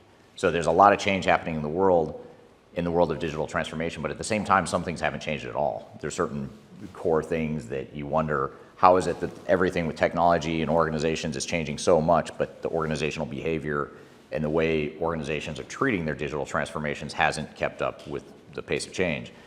And some of the things that we think about when we're looking at helping a client through digital transformation is, first of all, what is digital transformation? And again, this is where our unbiased view of the market comes in handy, because we're not here to tell you that your digital transformation needs to involve ERP software or best of breed or middleware or a custom developed solution. I can't tell you what digital transformation means to you universally. I have to know and understand each of you individually and your organizations individually to be able to align a strategy that fits with those needs. And so when you look at the technological options in the marketplace, it's just been a proliferation of options in terms of the types of technologies that are available. Back when I started, the one thing that changed, or has changed in 25 years, is that ERP software back then was sort of like the one answer you had. You're basically going to implement an ERP system. It's just a matter of how you implement it and which vendor you use and that sort of thing. Now, that's only one option. Now you have other best-of-breed options with HCM and CRM sorts of solutions. You also have other types of technologies, emerging technologies like artificial intelligence and Internet of Things, Industry 4.0, just to name a few. In some cases, those capabilities are becoming part of ERP, and ERP vendors are out acquiring and developing some of those capabilities themselves. But in other cases, those are standalone options. And so what it's done is not only given you more categorical options for your digital transformation, but within each of these categories, you also now have a huge assortment and array of software vendors available as well. So the key here is to not get overwhelmed by this, but to say, let's figure out first what it is we want to be when we grow up, what it is we're trying to accomplish, and then figure out from this menu of options what type of technology might best help us get there, and within that type of technology, what specific vendor or vendors are going to help us best complete that process as well. I'm here playing a clip of my recent presentation in Europe talking about the future of digital transformation. There's a lot more to cover in this presentation, in this keynote. So stick around. We're going to take a quick break. We'll be back with more Transformation Ground Control.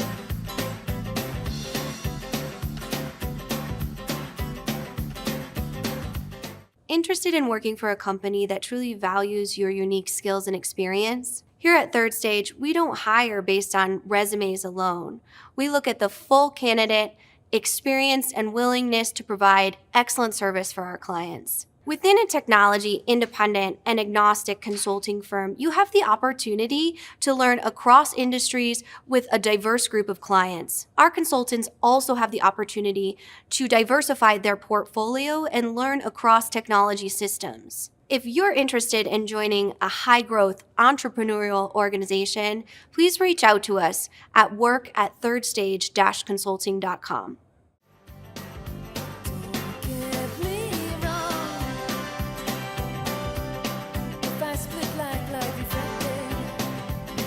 Welcome back to Transformation Ground Control, episode number 161. My name is Eric Kimberling.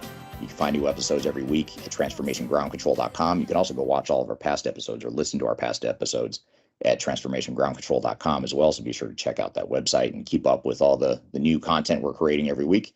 I'm here rolling you a clip from a recent presentation, a workshop presentation I gave at a workshop we hosted in Europe not too long ago.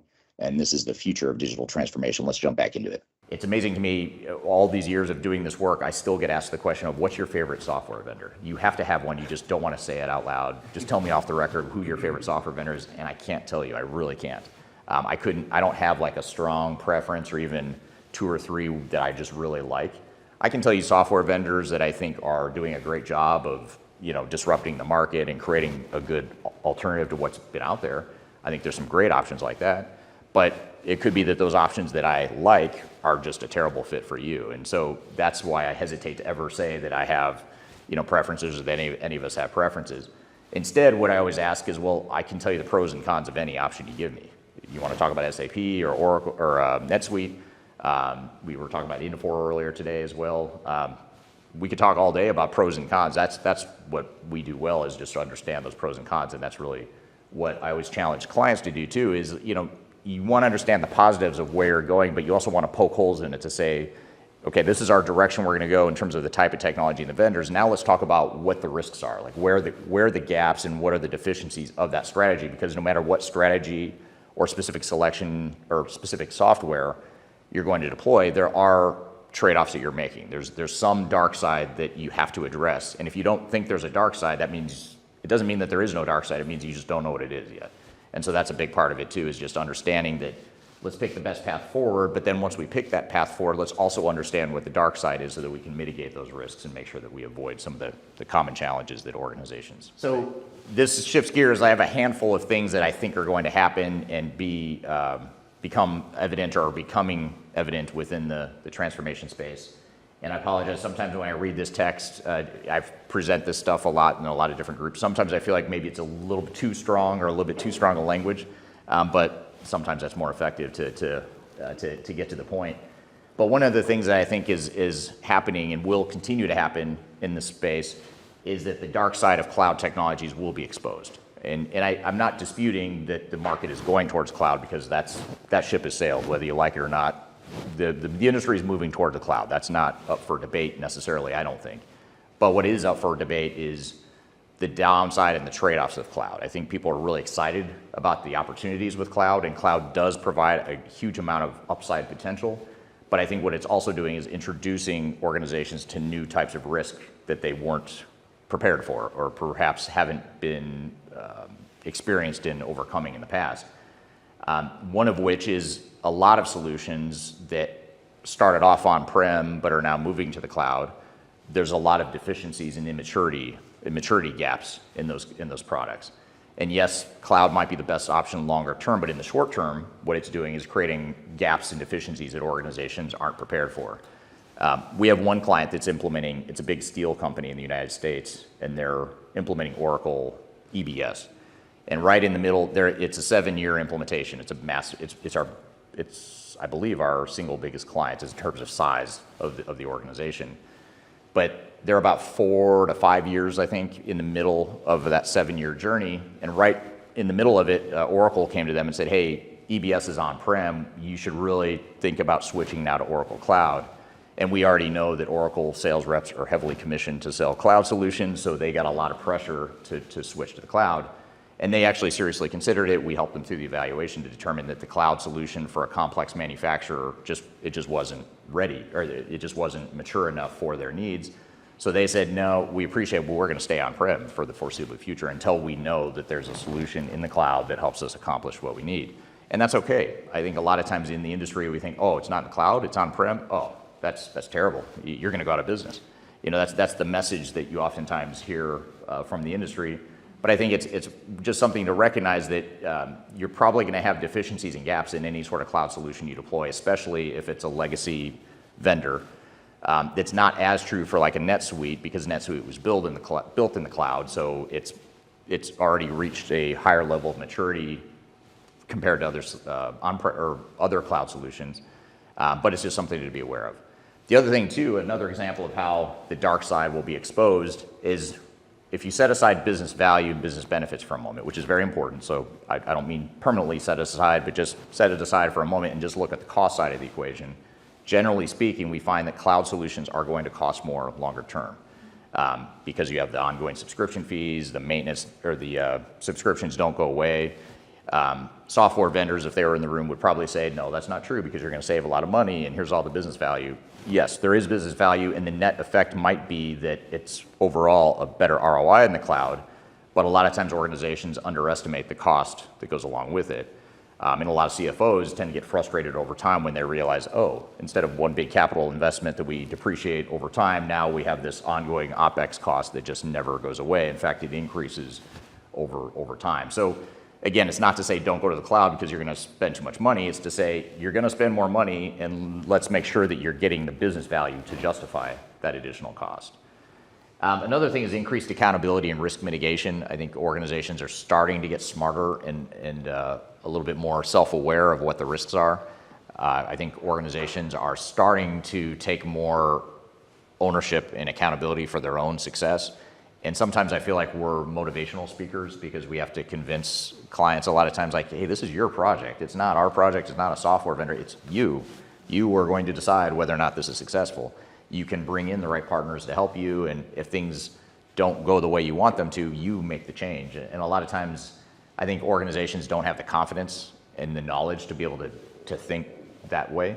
A lot of times what happens, a dynamic that we see that I think is very interesting, is that big software vendor, big system integrator comes in, they're the experts, and they will tell you how this project should go, and you're not going to ask a lot of questions because you don't necessarily know any better. You don't have a better alternative, better option. And that dynamic is super unhealthy, and it creates this sort of learned helplessness from the organizations that are going through the project. They end up with an open checkbook, spending all this time and money on a project that isn't going well, but the problem is they don't always know what to do, like what's the best option. That same steel company I was talking about in the United States is one of the more unique clients that I've ever worked with, because what they did is they were working with Capgemini as their system integrator, and they ended up scaling back the contract with Capgemini, which is unheard of. That's blasphemy, to go to an Accenture or Deloitte or Capgemini and say, hey, guess what? I know you've got 50 people on this project, but we're going to cut that in half. You're going to get a lot of pushback from your vendor if you try to do that, because it harms them economically, and therefore they're going to convince you that that's not the right path forward. But the answer isn't, is that the right thing for your system integrator? The question should be, is it the right thing for you? And so organizations just taking ownership and having that buy-in and accountability and the leadership behind it, that's what's lacking a lot of times. And a lot of times it's because it starts at the top. The executives say, hey, you're the project manager, go do this, go figure it out. And there's not that clear vision from the top of what the project should look like and how it's going to be managed and what the project governance is going to be. And that's a big part of what we'll talk about in implementation readiness here in a little bit, is what are those things you can be doing to take control of the project, to give yourselves the framework and the foundation to be able to manage the project going forward, so that you are managing the project and you're not being managed. Because at the end of the day, this goes for third stage too. Third stage and other consultants go away at some point.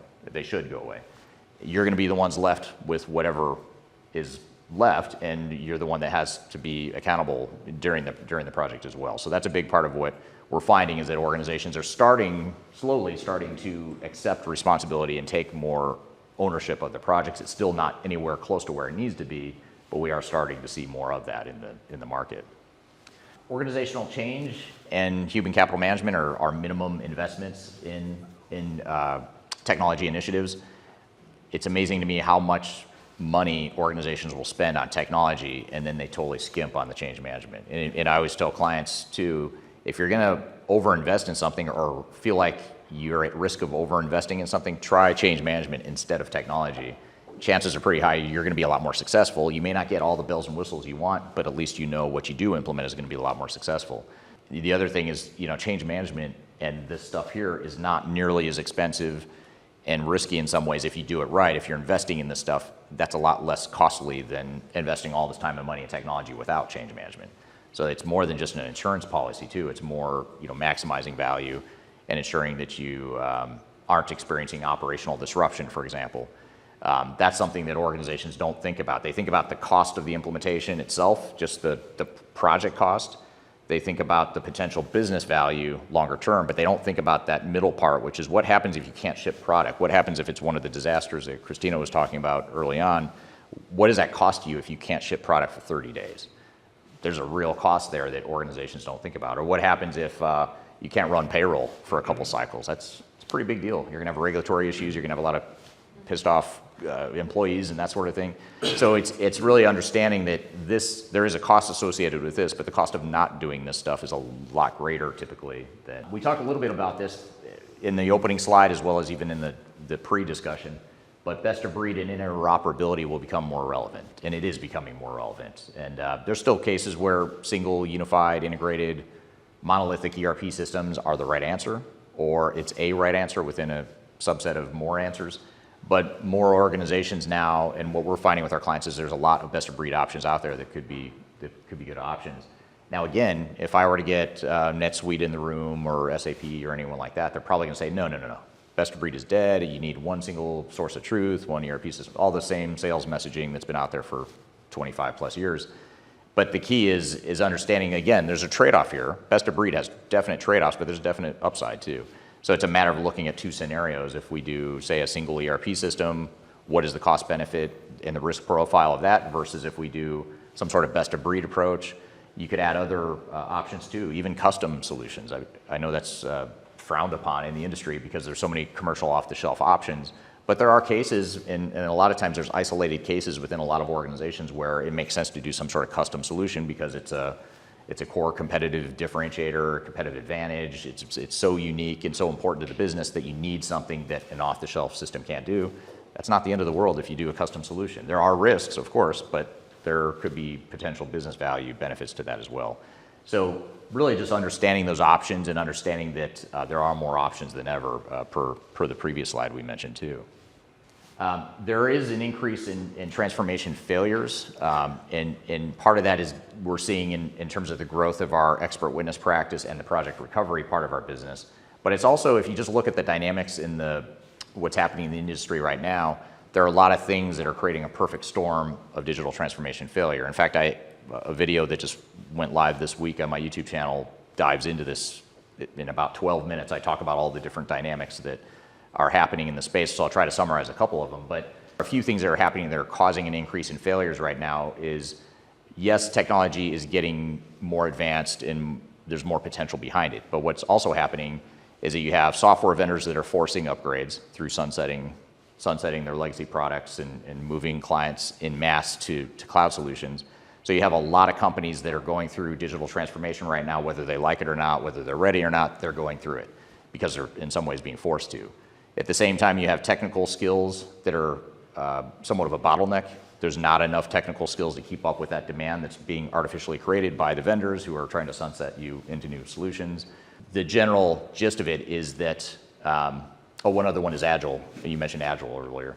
The Agile movement is creating a lot of problems with digital transformation because there's nothing wrong with Agile, but when you take it too far, it undermines some of the structure and sequential discipline that Waterfall provides, and that's creating challenges as well. And so you add up all these things that are happening all at once in the industry, and it's creating a perfect storm of transformation failure. And there are ways around it, and that's the same things that I would have said 10 or 20 years ago. It's the same way to navigate those challenges.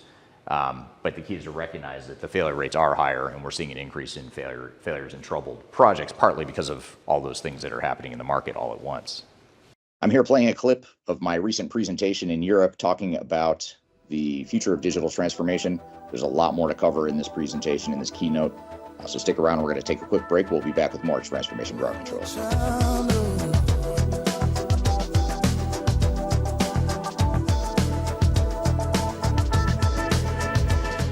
If you are aiming for transformation success, turn to Third Stage Consulting Group.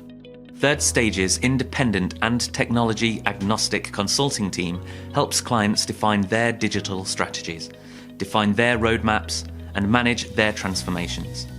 With offices in the US, Europe, and Australia, our team helps the world's most forward-thinking organizations through their transformation pitfalls and risks.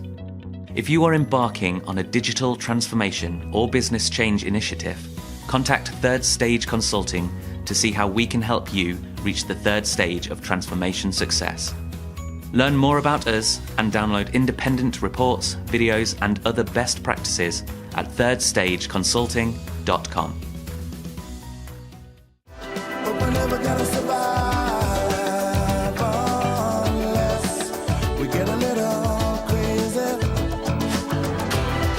Welcome back to Transformation Ground Control, episode number 161. My name is Eric Kimberling. You can find new episodes every week at transformationgroundcontrol.com. You can also go watch all of our past episodes or listen to our past episodes at transformationgroundcontrol.com as well. So be sure to check out that website and keep up with all the new content we're creating every week. I'm here rolling you a clip from a recent presentation, a workshop presentation I gave at a workshop we hosted in Europe not too long ago.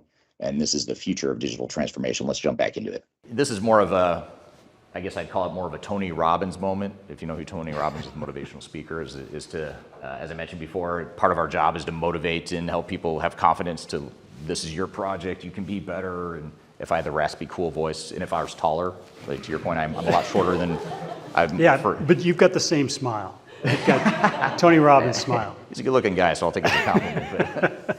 But this is where customers have to recognize that you have all the leverage. I mean, really, it is your project, and you need to make the decisions that are right for your business, regardless of what the industry trends are, or what industry analysts or consultants tell you. You can listen, of course, but it's more important to recognize what it is you're trying to accomplish and really protect your interests, because I think that's something that's sorely lacking in the space, and I think ultimately it will be a downfall of the industry that will, I think, eventually lead to regulation. Back to Christina's point earlier, is that there's so much self-interest in the space that's harming organizations that are going through these transformations that eventually it's going to come to a head. And but in the meantime, until there's some sort of formal mandate for organizations to do things a certain way, you have to do what's right for your business and make sure that you're managing the project effectively. It's quite tricky with an Oracle or an SAP. They have quite a lot of power. They have very rigid roadmaps. We're back into the customization discussion. Once you've made a choice of which vendor you're going for,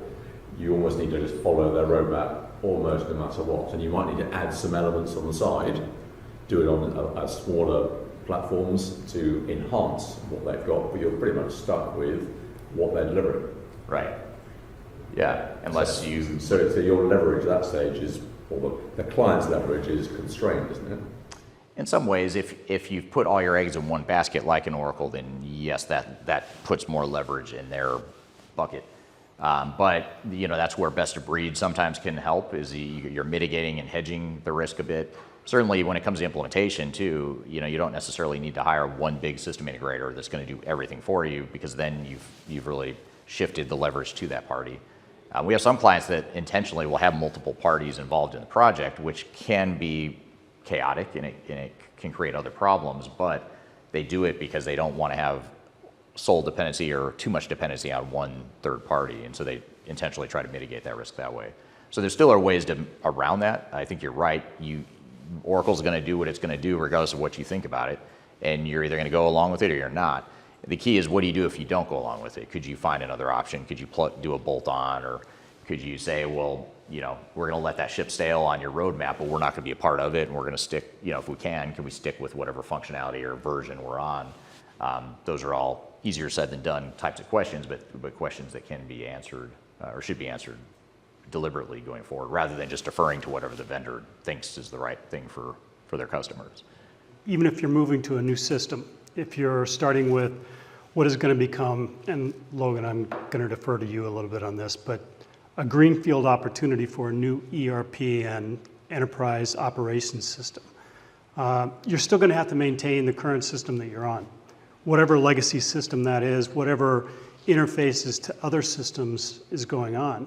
And that requires a certain set of skills that may not come with, especially your systems integrator of choice that's going to be doing the implementation work. So there are always multiple partners, multiple parties to manage in that. And that's the overarching program that we're going to be talking about a little bit later on. Mm-hmm. So it's not the project itself, it's the entire continuum of how do we move off of a legacy system onto a new system, what are the right resources to do that all the way along. That's really your responsibility, our responsibility in terms of the organization moving forward under this. Right. So. And then the last point for this is that strategy is still important. So strategy and defining that roadmap, and to your point, making sure you've got not only the right solution or solutions defined, but also, more importantly, how are you going to deploy the solutions, and what is that going to look like, and how's it going to support your broader, bigger picture business strategy and objectives. That's the most important thing, and that's what we'll talk about next in the next session. So it's sort of a segue into the digital strategy discussion. So we'll dive into that in more detail, so I won't spend a lot of time now. But before we'll take a quick break and then get into the digital strategy and roadmap piece of it. Any questions or thoughts on this opening segment before we dive into more detail in the next one? We're going to shift gears now and talk about digital strategy.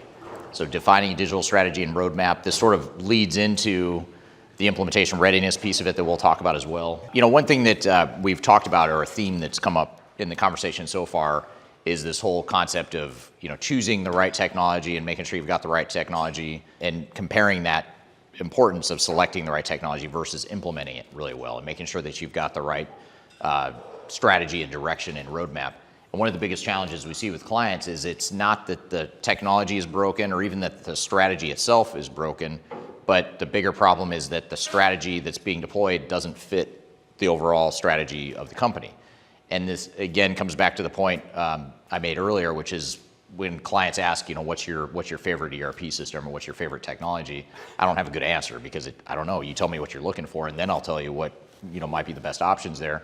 The same is true for digital strategy. There is no one type of strategy that we can say definitively is more effective than another.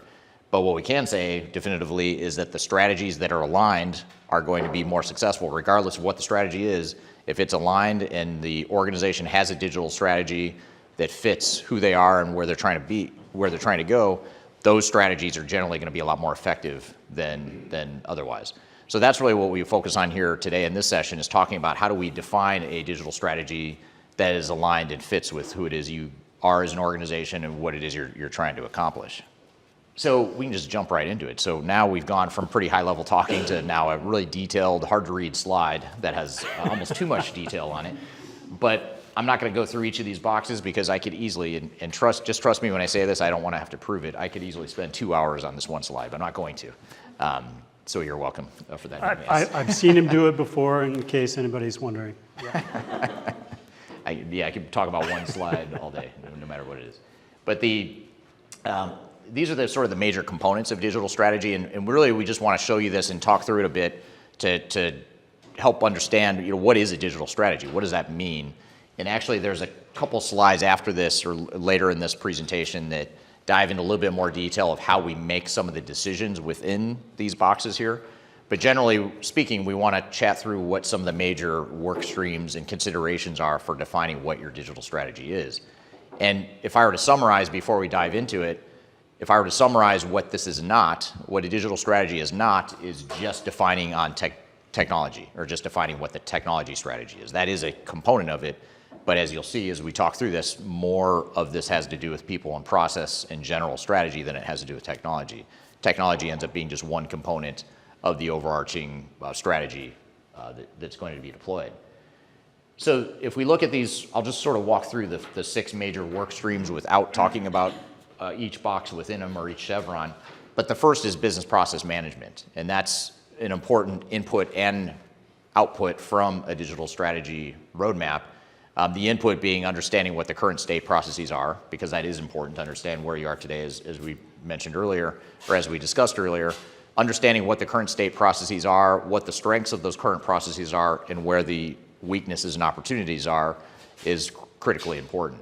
And part of that is because we need to not only have a clear vision of where we're headed and what the future state processes are going to be, and ensuring that we have a strategy that supports that, but also understanding what the gap is between the current state and the future state.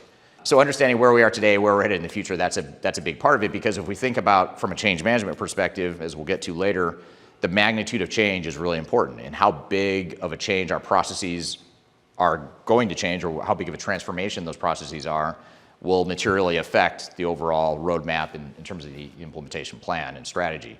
So we have to understand where we are today, where we're headed in the future, what the magnitude of change is, and it also gives us focus and clarity on how we're going to manage the project.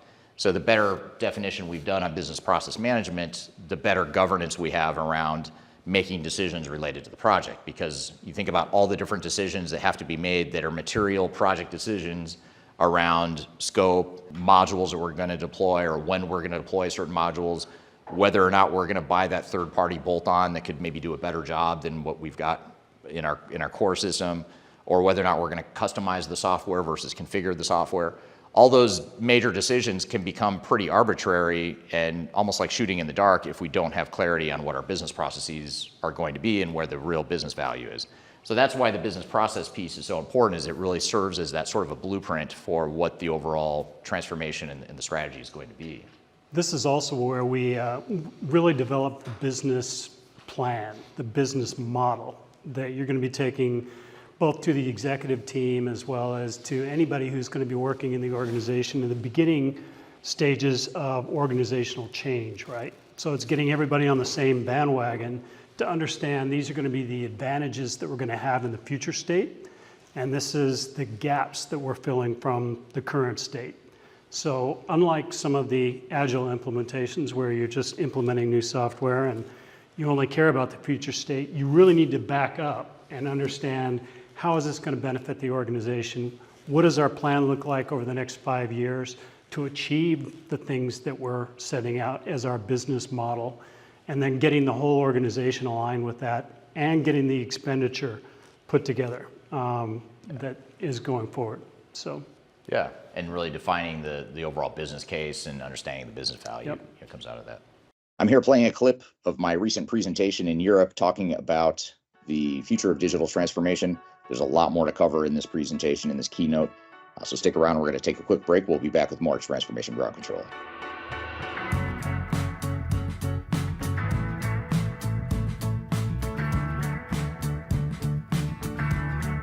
I'm excited to share our newly released 2024 Digital Enterprise Operations Report. This free download is available on the Third Stage website at thirdstage-consulting.com. This report is truly packed full of technology-independent and agnostic insights for your project to ensure that you're strategically optimized for success. Download your copy today with the QR code in front of me or visit our website for more details.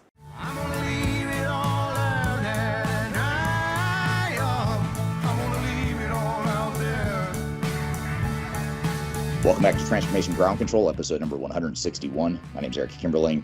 You can find new episodes every week at transformationgroundcontrol.com. You can also go watch all of our past episodes or listen to our past episodes at transformationgroundcontrol.com as well. So be sure to check out that website and keep up with all the new content we're creating every week. I'm here rolling you a clip from a recent presentation, a workshop presentation I gave at a workshop we hosted in Europe not too long ago. And this is the future of digital transformation. Let's jump back into it. And then change management, understanding it's not a question of if this is going to be a significant change, because it is. It's going to be a significant change to the organization. And that is a one universal truth, even if it's a relatively small or minor upgrade or incremental change or incremental improvement to your business, it's still probably a greater change than your organization fully realizes. So the question isn't, is this going to be significant change? Is change management going to be difficult? Do we need to focus on change management? Do we need to have a change management plan? That's all, it should be a foregone conclusion that yes, it is going to be difficult. You need to focus on change management. But now, instead of just saying, well, let's just get some people ProSci certified, get them to learn ADCAR and go throw them on the project, we need to be a little bit more prescriptive than that and say, well, let's understand what exactly the changes are and what the general strategy is. And also, let's back up and look at what our culture is today and who we are as an organization today, strengths and weaknesses, because that's going to influence how we approach change management. Just as a quick example, if you're an organization that has grown through acquisition, gone out and acquired other companies, and now you're trying to integrate the operations and you're trying to standardize functions and standardize processes, but the companies you've acquired were very entrepreneurial, they're very nimble, and that's part of why they were so valuable as an acquisition target. Now you're talking about a cultural clash there. And so really having a deliberate view of what is our strategy from a change perspective of what we want the culture to be, that's really important. And a lot of times organizations say, well, we're just going to create a culture of digital innovation.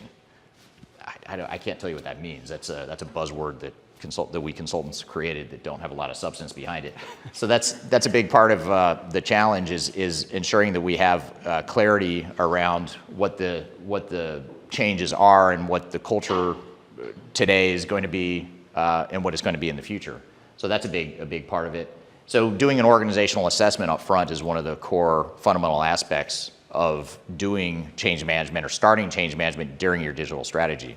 And one thing I'll say is that I have yet to meet an organization or a client that says to us like, hey, Third Stage, you did a great job on the change management stuff, but you know what, we spent way too much time and effort on change management. We should have done less change management. I have yet to meet that client that says, I wish we would have done less change management on that project. Then we really would have nailed it or hit a home run or whatever the case may be. I'll try to avoid the American sports metaphors there, but I apologize for that. So that organizational assessment is a key part of it. Is really just understanding what the current state is and where you're headed, and then also the organizational impact and really understanding what does this change mean in general. We may not have yet defined a super detailed implementation plan yet. That comes next, and that's part of what we'll talk about in the next session. But we can start to define where are the major changes in the organization going to be. For example, back to the example of a global company that's gone out and acquired multiple entities and now they're trying to act like one global company, what is that going to mean at a high level to the organization? It could mean that our accounting and finance group is going to be materially affected. That's a big change because now we're going to move to a shared service model, and that's our vision, is shared service, consolidated, single accounting and finance department. How is that going to affect that group, and what are some of the major changes, and how might we start to think about our change strategy for those groups, knowing that as we go through the project, we're going to define those change impacts in a lot more detail, but we can at least start to paint that vision and understanding of where those changes are. And guess what? That change management piece, the change impact, that is on the critical path, because if we don't understand what those impacts are and how long it's going to take to get to that future state organizationally, it doesn't matter how fast we do the technical stuff down below. Chances are pretty high that the technology pieces are going to be compressed, or they could be compressed to be done a lot faster than it's going to take to change the organization. And that's the problem that organizations have, is they have a technical implementation plan that looks like this, but they're not accounting for the fact that the change itself is going to take this long. And so they're budgeting and putting together a plan that looks like this, but in reality, it was going to take this long and this much budget to get through the transformation. Yes, you can define a completely new culture, but getting there, culture doesn't happen, good or bad. The good and bad parts of culture don't happen easily or in a short time frame. In fact, the time it's going to take to change your culture is going to far exceed any sort of reasonable transformation plan, assuming you've boxed it in. And now, granted, some might argue, well, life is a transformation. We're always transforming. We're always changing, of course. But if we're saying we've got a 3-year plan to transform our business, you're going to move the needle on the culture, but you're not going to get to that future state fully.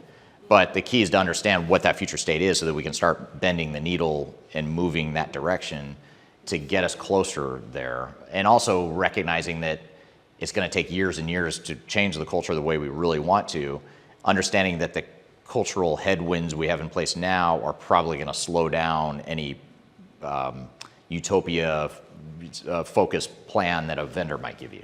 So vendor says it's going to take you 18 months to deploy new technology. You might say, well, yeah, to deploy the technology, in these technology work streams here, that might be 18 months, but to change the culture and to change the organization, it's going to take a lot more than that. So we've got to figure out, reconcile that in some way. It's a great point. And look, the culture is unique to your organization, right? Going through something like this, I would just point out, is before you've got a software vendor partner, it's before you've got a systems integrator partner, it's the organization itself with possibly an advisory partner, right?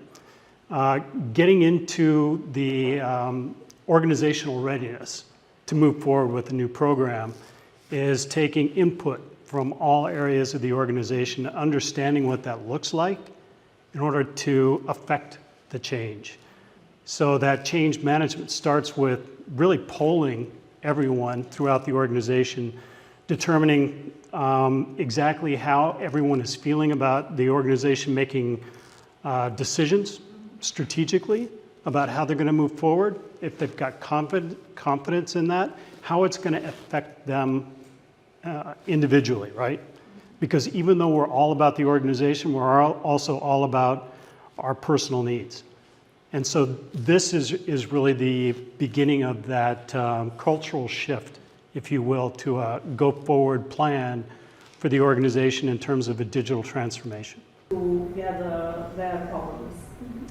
That's half I totally agree, and that's half the battle or half the value of doing an organizational assessment is just the fact that you ask the end users. It doesn't even matter it does matter what they say, but of course, but I'm saying half the value is regardless of what they say, the fact that you just asked and got the input from the end users is important, because there's going to be so much counter messaging to that, which is, oh, we don't care what you do today because we've got best practices we're going to bring in with our standardized software we're about to roll out. That's going to create a lot of resistance if we do the latter. So doing what you said, just asking the question of what is it you do today, why do you do it, understanding that, it's going to help create buy-in, but it's also going to inform the project team so that when they define the digital strategy, they've considered all those things.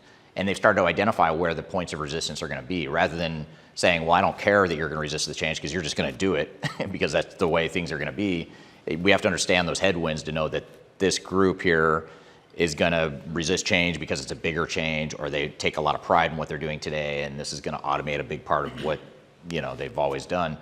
And it may be the best thing for the business, but we have to understand that that's going to create challenge and resistance, and we've got to figure out and understand what that resistance is so that we can have a change strategy that mitigates it. And not only is it the users that are the source of the resistance, but then the mid-level management ends up becoming the face of the resistance. So then you have mid-managers who now have a lot more influence. Now they're pushing back and resisting upwards on behalf of the end users. And so if we don't start at the end user base, work our way back up on the resistance piece, it's going to be too much to overcome in many cases. In understanding the technology piece, which really are the next three boxes here, the next three rows, you have enterprise applications, which is sort of your traditional evaluation and selection of potential technologies.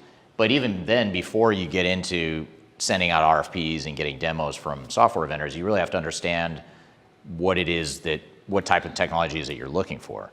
Back to that very first slide that we discussed this morning, they had all the hodgepodge of different technologies with AI and ERP and CRM and that sort of thing.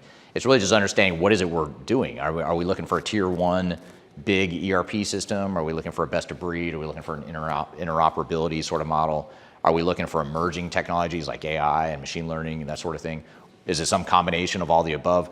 All that stuff we need to have a real clear vision on, and that clarity of vision comes from understanding the first two buckets, which are what is it that our processes are today, where we're headed, how is it we want to see the organization evolve, and even bigger picture than that, backing up even more, is looking at the strategy of the organization. What is it we are trying to do as a company, and what technology or technologies are going to best enable us to get there? And you're going to have different answers for different organizations, which is why it's highly ineffective to say there's one answer, and that is single ERP or standard off-the-shelf SaaS-based technologies. There is no one answer that's going to work for every organization. It depends on what the strategy is. We always joke internally about doing drinking games. About anytime you hear the word "it depends," we all take a shot. If it was later in the day, I might suggest that's a good idea, but may not be a good idea at this point. Back to the acquisition standardization example, maybe that's the executive vision, is that we're going to go acquire these companies, now we're going to integrate into a standard global operational model with shared services. But then we get to the digital strategy and we go out and we start deploying different instances of the software in different parts of the world. Well, that's exactly what you're trying to get away from, is that, so that disconnect will inevitably create friction. Executives are going to not be happy no matter how it goes. If that digital strategy is misaligned with business strategy, executives will not be happy with the end result. In fact, so much so that generally what happens during the implementations that are disconnected is you end up spending so much time and money trying to fight those headwinds and fighting that misalignment with really no clear path to success other than make sure you get the project aligned. So I think that's the key, is to make sure you've got an aligned strategy. Even if the business strategy and or the digital strategy are not ideal, they're not perfect, as long as they're aligned, that's going to give you a lot more chances of success than if they're disconnected. I think we do need one more chevron up here in organizational change management that just says drinking games. I mean, the unifying quality of drinking games. The building morale and buy-in to the transformation. Right, exactly. Just one little bullet in there to see who's really paying attention. One little bullet, So looking at those strategic alternatives and understanding the enterprise application landscape and ultimately getting at least a starting point short list is generally a good output from digital strategy. A lot of times clients that hire us will start with just a long list at this point because they have so much lack of clarity around their general direction and strategy. But regardless, you want to have some direction by the time you've defined your digital strategy of what type of technology it is that you're going to be looking for and ultimately deploying. And then there's the solution architecture piece too, and really understanding how different technology or technologies are going to align with your current state and the future state going forward. So a lot of times organizations don't think about that architecture piece, which is, not only the technical architecture of how systems integrate, but also the business architecture of how the business processes are going to align and how everything's going to tie together, what the interim plans are for all these legacy systems that might go away. What are we going to do when there's a new system for part of the business, but where we still have legacy systems for other parts? Are we going to create interim integration? Are we going to allow or just live with manual workarounds and that sort of thing? That sort of clarity is really important, because if we don't understand that, then we're not going to have a realistic implementation plan when it comes time to define that. So understanding the architecture and the architectural impact is important. And it's also organizational too. Understanding what your IT department is going to look like in the future. That's really important, because we keep coming back to your example of 5,000 IT people, because you probably have the biggest IT group in the room here. And so it's a good example of how we have to define what those 5,000 people are going to be doing in the future, what they're going to be doing in the interim, and then what is that change plan to help get there. Because that's another point of either resistance, which oftentimes happens where the IT group will resist the change because it's going to be such a dramatic change to their day-to-day jobs, or it ends up becoming really expensive because we didn't consider the fact that we needed to bring the IT group along as well. So we have to have that organizational architecture defined too, just what is that future state of the organization. And then the BI and analytics piece. How are we going to make sure that we don't just deploy technology that maybe it works fine, but now we can't get the visibility into day-to-day operations as we need or want to get from new technology. So having that clear vision or clarity of what it is that's going to allow us to get there. It could be that the enterprise apps that we've deployed are fine and it gives us the analytical tools we need and want, or it could mean that we need some sort of bolt-on, third-party BI tool, or like a Snowflake, for example, is a common tool that's pretty popular now, where it's working with other systems, or Palantir. Palantir, Snowflake are sort of two BI-ish sorts of options that allow you to take multiple systems and integrate. Companies have long used Power BI and other types of BI tools, Tableau and whatnot, to help take and get the most value out of the enterprise systems that they've just deployed, to make sure that they're getting data and visibility into the operations. It's also a big part of your business case and your return on investment, right? Especially for your executive level people. They want to gain insights out of the organization in the way that it works as a full enterprise. And being able to unify all of those data sources. I mean, look, the organizations today, they have a haystack of data and information, right? We really shouldn't celebrate the fact that you've got a haystack of disparate information sources. We should really celebrate being able to find the needle in that haystack with an analytics system that works enterprise-wide. I'm here playing a clip of my recent presentation in Europe talking about the future of digital transformation. There's a lot more to cover in this presentation, in this keynote. So stick around. We're going to take a quick break. We'll be back with more Transformation Ground Control.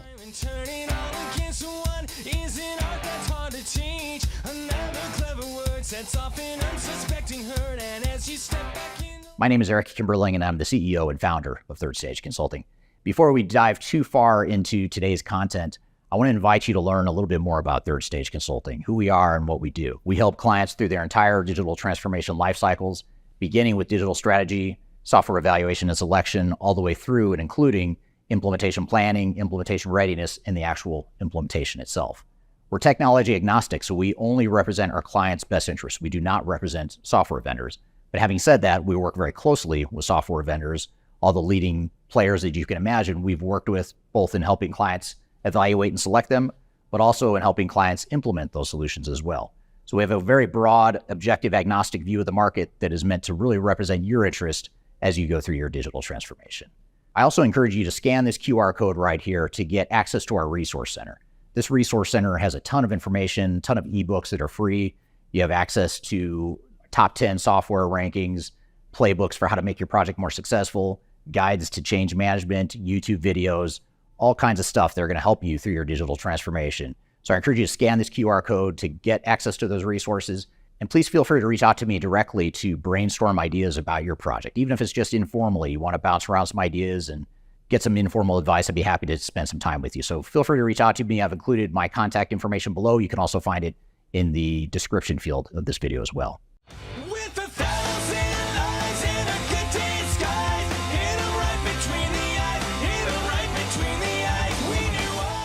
Welcome back to Transformation Ground Control, episode number 161. My name is Eric Kimberling. You can find new episodes every week at transformationgroundcontrol.com. You can also go watch all of our past episodes or listen to our past episodes at transformationgroundcontrol.com as well. So be sure to check out that website and keep up with all the new content we're creating every week.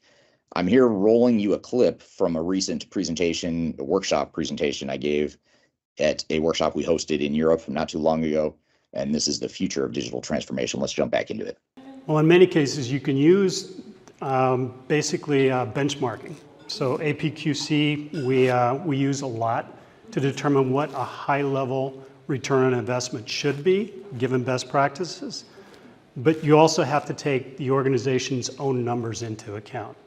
So if you've got disparate units, business units working globally that are doing their own thing, but nothing is funneling up to the corporate center entity, you know, as an organization, that you've got all sorts of business loss in terms of contracts, in terms of the procurement process, manufacturing process, delivery logistics, all of that information. If it's disparate and siloed, then you know that there's a huge return on being able to bring it into the center. So we have to analyze where are those sources in consolidation going to benefit, and how much does that equate to in terms of save time, save cost, contract management in terms of forced spend within contract parameters, that type of thing. And then the last piece here too is the project quality assurance. So getting project governance in place and some of the risk mitigation controls, that's something that's important to do early on. Partially because when we are defining this digital strategy and roadmap, typically we're looking at multiple alternatives or options. We're looking at the pros and cons of different paths we could take, and usually it's not 100% clear cut which path is the best for us. So we've got to look at sort of a risk-adjusted cost-benefit analysis of what the costs are for each of these different paths we could take, what the potential business value is, and what the risks are, and ultimately how are we going to manage that project longer term.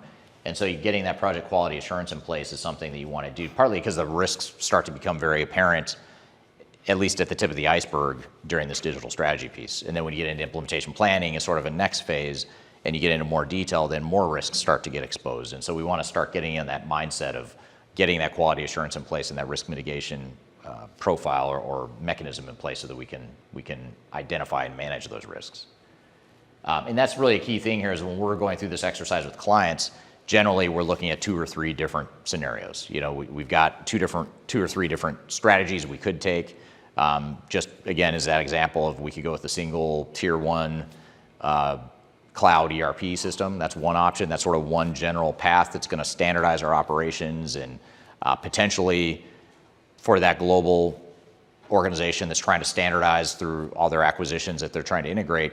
In that case, it could be that that's the most costly path, but it could also mean that it has the highest business value or potential business value. And then the question becomes, are we willing to spend that much time and money knowing that the risk is probably a little bit higher, but also knowing that there's a lot more business value there?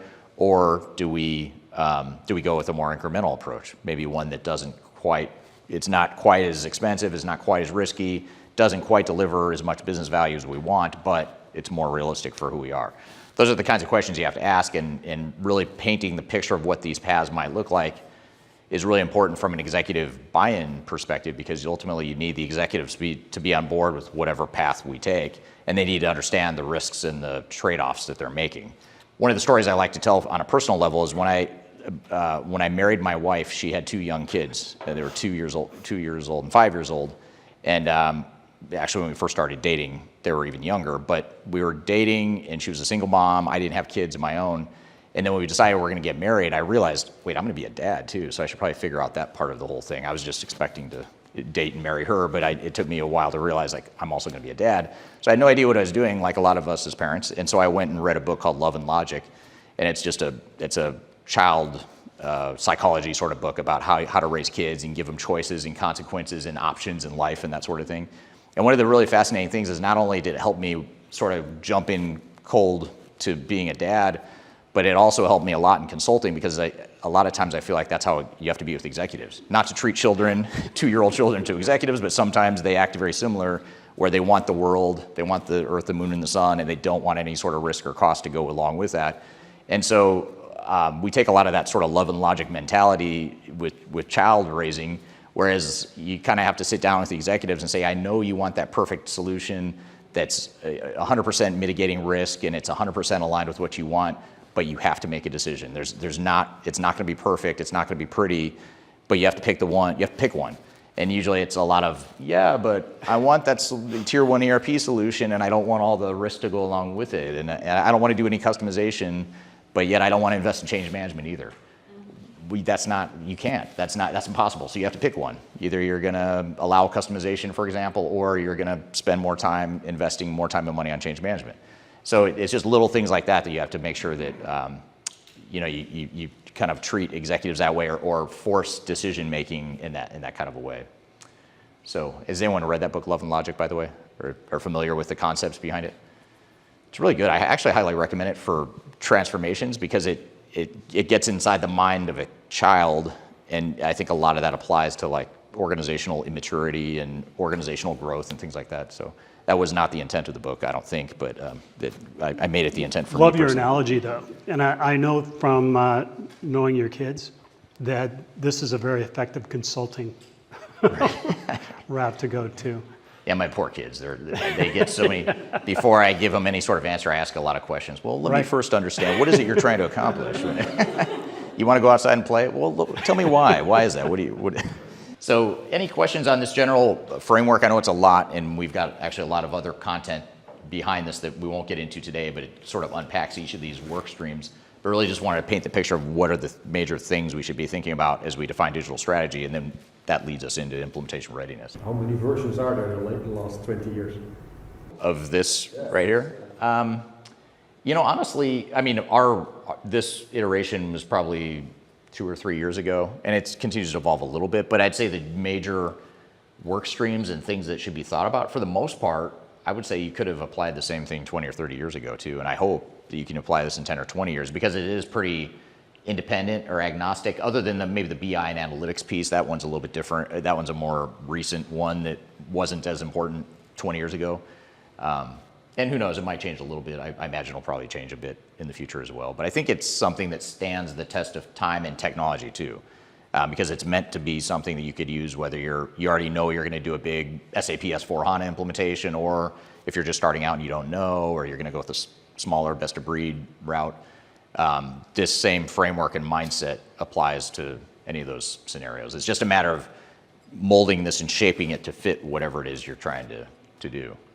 Again, the majority of this happens before you choose a software vendor or a systems integrator. So part of this is what we commonly refer to as phase 0.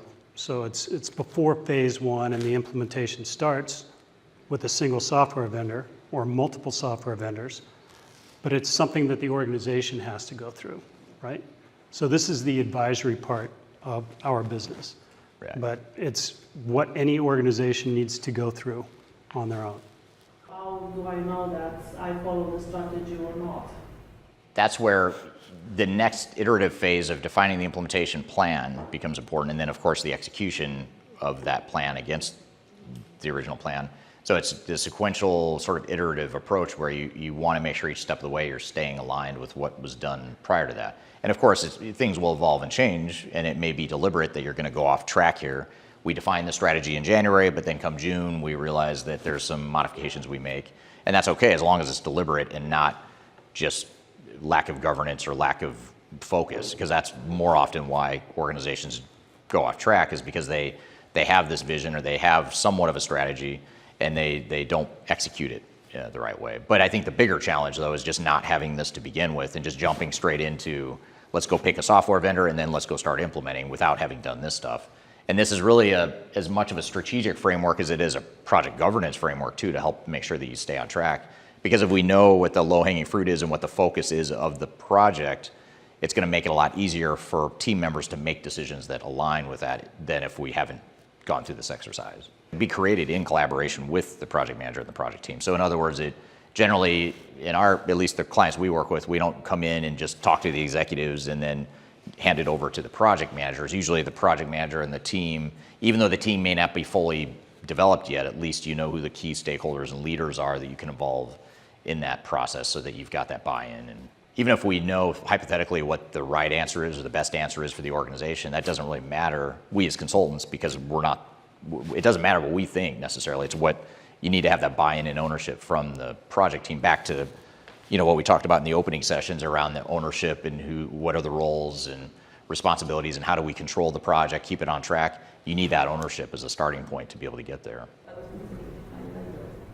And the output itself is important, but what's arguably just as, if not more important, is not just the output of what the strategy is going to be, and we all agree that this is the strategy, we've made this decision, but what's also important is the strategies we didn't choose, because it creates a certain organizational confidence and alignment, knowing that we didn't go down these paths, and here's why. Because inevitably what happens is, let's just say we skip this step, let's not do that, let's just go pick a software vendor. And let's just say we happen to get lucky, we pick the right software vendor, that just happens to be the right strategy for us.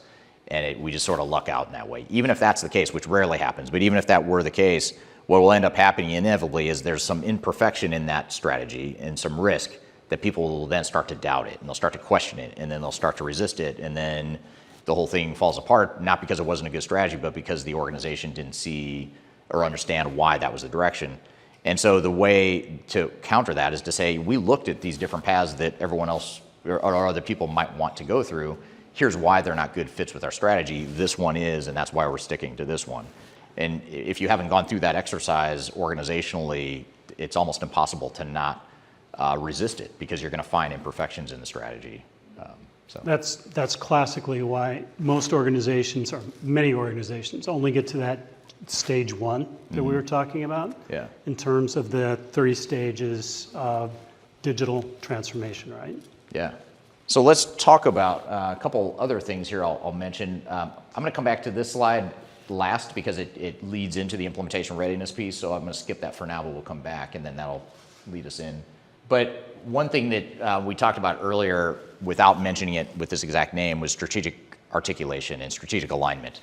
How do we ensure that we take the high-level business strategy, which is what you see at the top of the screen here, and how do we break that down into tenets or strategic focus for the digital strategy? And this is oftentimes the first step we need to go through, is really understand the business strategy and set aside digital and technology for a minute and just understand the organization and where it is today, where you're headed, why are you trying to get there, and what is it you want to do within what amount of time. And then ultimately you take that high level strategy and objectives and you start to break it down into what it means to the digital strategy. For example, tier 1 ERP system versus best of breed. Let's just say those are two, distinct binary paths, when in reality it's not quite that clean, but let's just say that that's an option or a decision we have to make. In order to make that decision, we have to start at the top and then work our way down to understand what is the business trying to accomplish, and then what type of roadmap or what type of strategic direction is going to make the most sense from a digital strategy perspective. And that digital strategy, of course, includes all the things we just talked about. It's not just the type of technology, it's also organizationally, what is it we're going to do to the organization, business process and operations, what is it we want to do there, and really just starting to break it down. And that creates the alignment we need to ensure that our digital strategy reflects what it is we're trying to accomplish. It also removes that headwind or that tension that often happens when you have a strategy that's up here going this direction, and then you've got a digital strategy that goes off in this direction. That creates a lot of tension that makes it almost impossible, if not totally impossible, to succeed in your digital transformation because you're not aligned as a team and as an organization. And it's amazing. To me, when I talk about it, it sounds so simple, and it doesn't sound like anything unique or earth-shattering, but it's amazing how many organizations just don't intuitively think to do that. But I think I think conceptually it makes a lot of sense. But the question is then how do we do it? How do we get decisions and alignment around some key decisions? And this slide here, it's a lot for one slide, and it's trying to condense a lot of ideas into one slide. But generally what we do, in addition to that strategic articulation, is then start to make more key fundamental decisions around our business and the digital strategy that is going to support our business going forward. So what you see here, I'll just sort of summarize what you see in the middle here, these two slides in the middle column.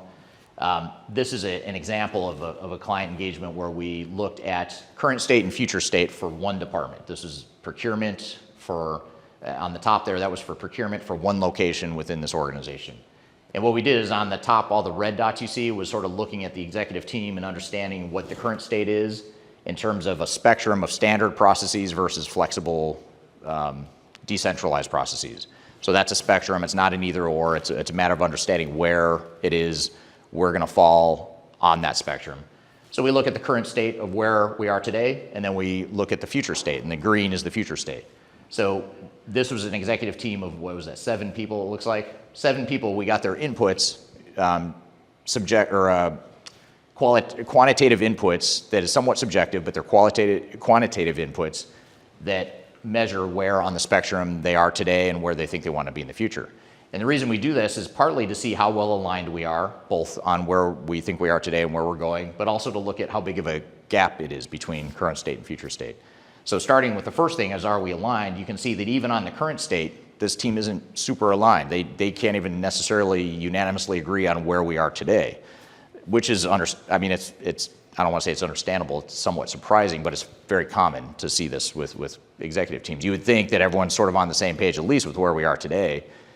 Maybe the future state's a little bit less clear, but even in that case, there's some misalignment there, and certainly when you start to define what the future state is, that's even more misaligned. So this tells us we're not aligned yet. That's not helpful on the surface, but at least we can quantify it and see that we're not aligned, and we've got to figure out how to get those clusters close together, at least on the future state, because otherwise we're going to have 7 different views and visions of how this project should go, and it's not going to be successful because you as an executive team are not on the same page. So, and keep in mind, this is just one tiny decision within a big transformation. This is just one example. There's a lot of different decisions like this that need to be made. And so what we look at it then is, okay, we're not aligned, and we also kind of see that if you look at the green, it's sort of leaning towards the left side of the spectrum, whereas the red is leaning pretty heavy toward the right. Even though they're not aligned, we still see that there's a fairly significant gap between current state and future state, which tells us that's a fairly big jump for this organization. So the procurement department is going to go through probably a fairly significant change. If those green outliers end up shifting over to the left with the rest of the group, it's probably going to be a fairly significant change. In other cases, we do the exercise and there's not a huge change. People don't envision that big of a change to a certain department or function, in which case it's not to say that that change is going to be easy, but it's going to be easier than this case where we have a bigger delta between the two. So this is a way that sort of a framework we use to help get that alignment, but it's important to really think about all the decisions that need to be made as part of a digital strategy to ensure that your executives, starting with the executives, get on the same page. And then ultimately there's a lot of decisions that trickle down through the organization that need to be made at the lower levels of the organization. And this is a very, I'd say, diagnostic way of going about it so that we can now put together a digital strategy and also a change management strategy that better reflects exactly what it is we're trying to accomplish. And it's a little bit more surgical, I'd say, because now it allows you to focus where the biggest impacts are and where the biggest changes are, and it allows you to make sure that you define a strategy that addresses this stuff. And then once we've done these sort of exercises around not only the strategic articulation that we talked about on the previous slide, but then the more detailed, granular decision making we do here, now we can start to define what the path forward is and what the strategy is in the longer term. And by the way, too, in the bottom right corner, this is a risk mitigation framework that is probably impossible to read. I can't read that even standing up here, so I don't expect you to, but it's a risk management framework. We're happy to share it with you if you'd like. But there's 13 different areas and lenses that we analyze risk from throughout a digital transformation. And as part of this decision-making process, that's part of what we're starting to do too, is identify what the risks are that we've just identified. And again, this gets back to that love and logic thing or example I was giving you earlier, which is now we're putting it on the table of the executives to say, we're not here to say whether or not this path is right or wrong, but we are here to say, here are the strengths and here are the risks of this path that we've just chosen. And that's where you get into the whole negotiation process of, yeah, but can't we just do that without the risk? And we say, no, that's just an inherent risk within what you're doing. It's not a bad thing, it's just a risk, and now we've got to figure out how we're going to mitigate it. And so understanding those risks on the bottom right here becomes a really important input into the overall implementation planning and implementation readiness process that we talk about next. This internal discovery too is really illuminating for the organization, right? You find out exactly where you're going, where you've been. Logan, I'm going to pick on you a little bit because you've just taken your organization through a large part of this, but also documenting it, having some artifacts that support this, reminds everybody all the way through exactly what you agreed to when you were going through these workshops. All right, I hope you enjoyed that keynote presentation from my recent visit to Europe. Actually, it's the last time I was in Europe prior to the visit I'm making right now in the Netherlands. That presentation, by the way, was hosted in just outside of London in the UK with some of our European team there as well. So as well as our European clients, of course. So if you're in Europe, we certainly have a team and an office that can support you in your transformation initiatives, as well as if you're in Asia Pacific, we have offices in Australia and Hong Kong. And we also are headquartered in the United States to support our clients in the Americas. So please feel free to reach out to us. You can reach out to me as well if you'd like to learn more about our services and how we can help you through your digital transformation to be more successful. So I hope that keynote, though, gave you some good guidance and some ideas on how the future of digital technologies and digital transformation is unfolding and how it might continue to unfold in the future. Love to hear your feedback, though, in the comments. What do you think about the future of digital transformation? What are some of the big trends you're seeing? I'd love to see your feedback and comments in the fields below or in the chat fields here. And we'll keep an eye on those and perhaps even pull some of those questions or comments into future episodes of this podcast. So thank you for being here this week. Really appreciate your time. Again, new episodes every Wednesday at transformationgroundcontrol.com. The show is sponsored by Third Stage Consulting and produced by Major Tom Productions. If you'd like to be a sponsor on this podcast, you can reach out to majortom-productions.com. So be sure to contact us there. Actually, contact at majortom-productions.com. You can also reach out to me and I'll put you in touch with the right person over at the Major Tom team if you're looking for sponsorship opportunities here on this podcast, as well as some of our other podcast assets that we publish regularly as well. So as well as our YouTube channel, in-person events, et cetera. So thank you again for being here. Hope you have a great week, and we'll look forward to seeing you next week for episode 162 of Transformation Ground Control. Thank you and take care.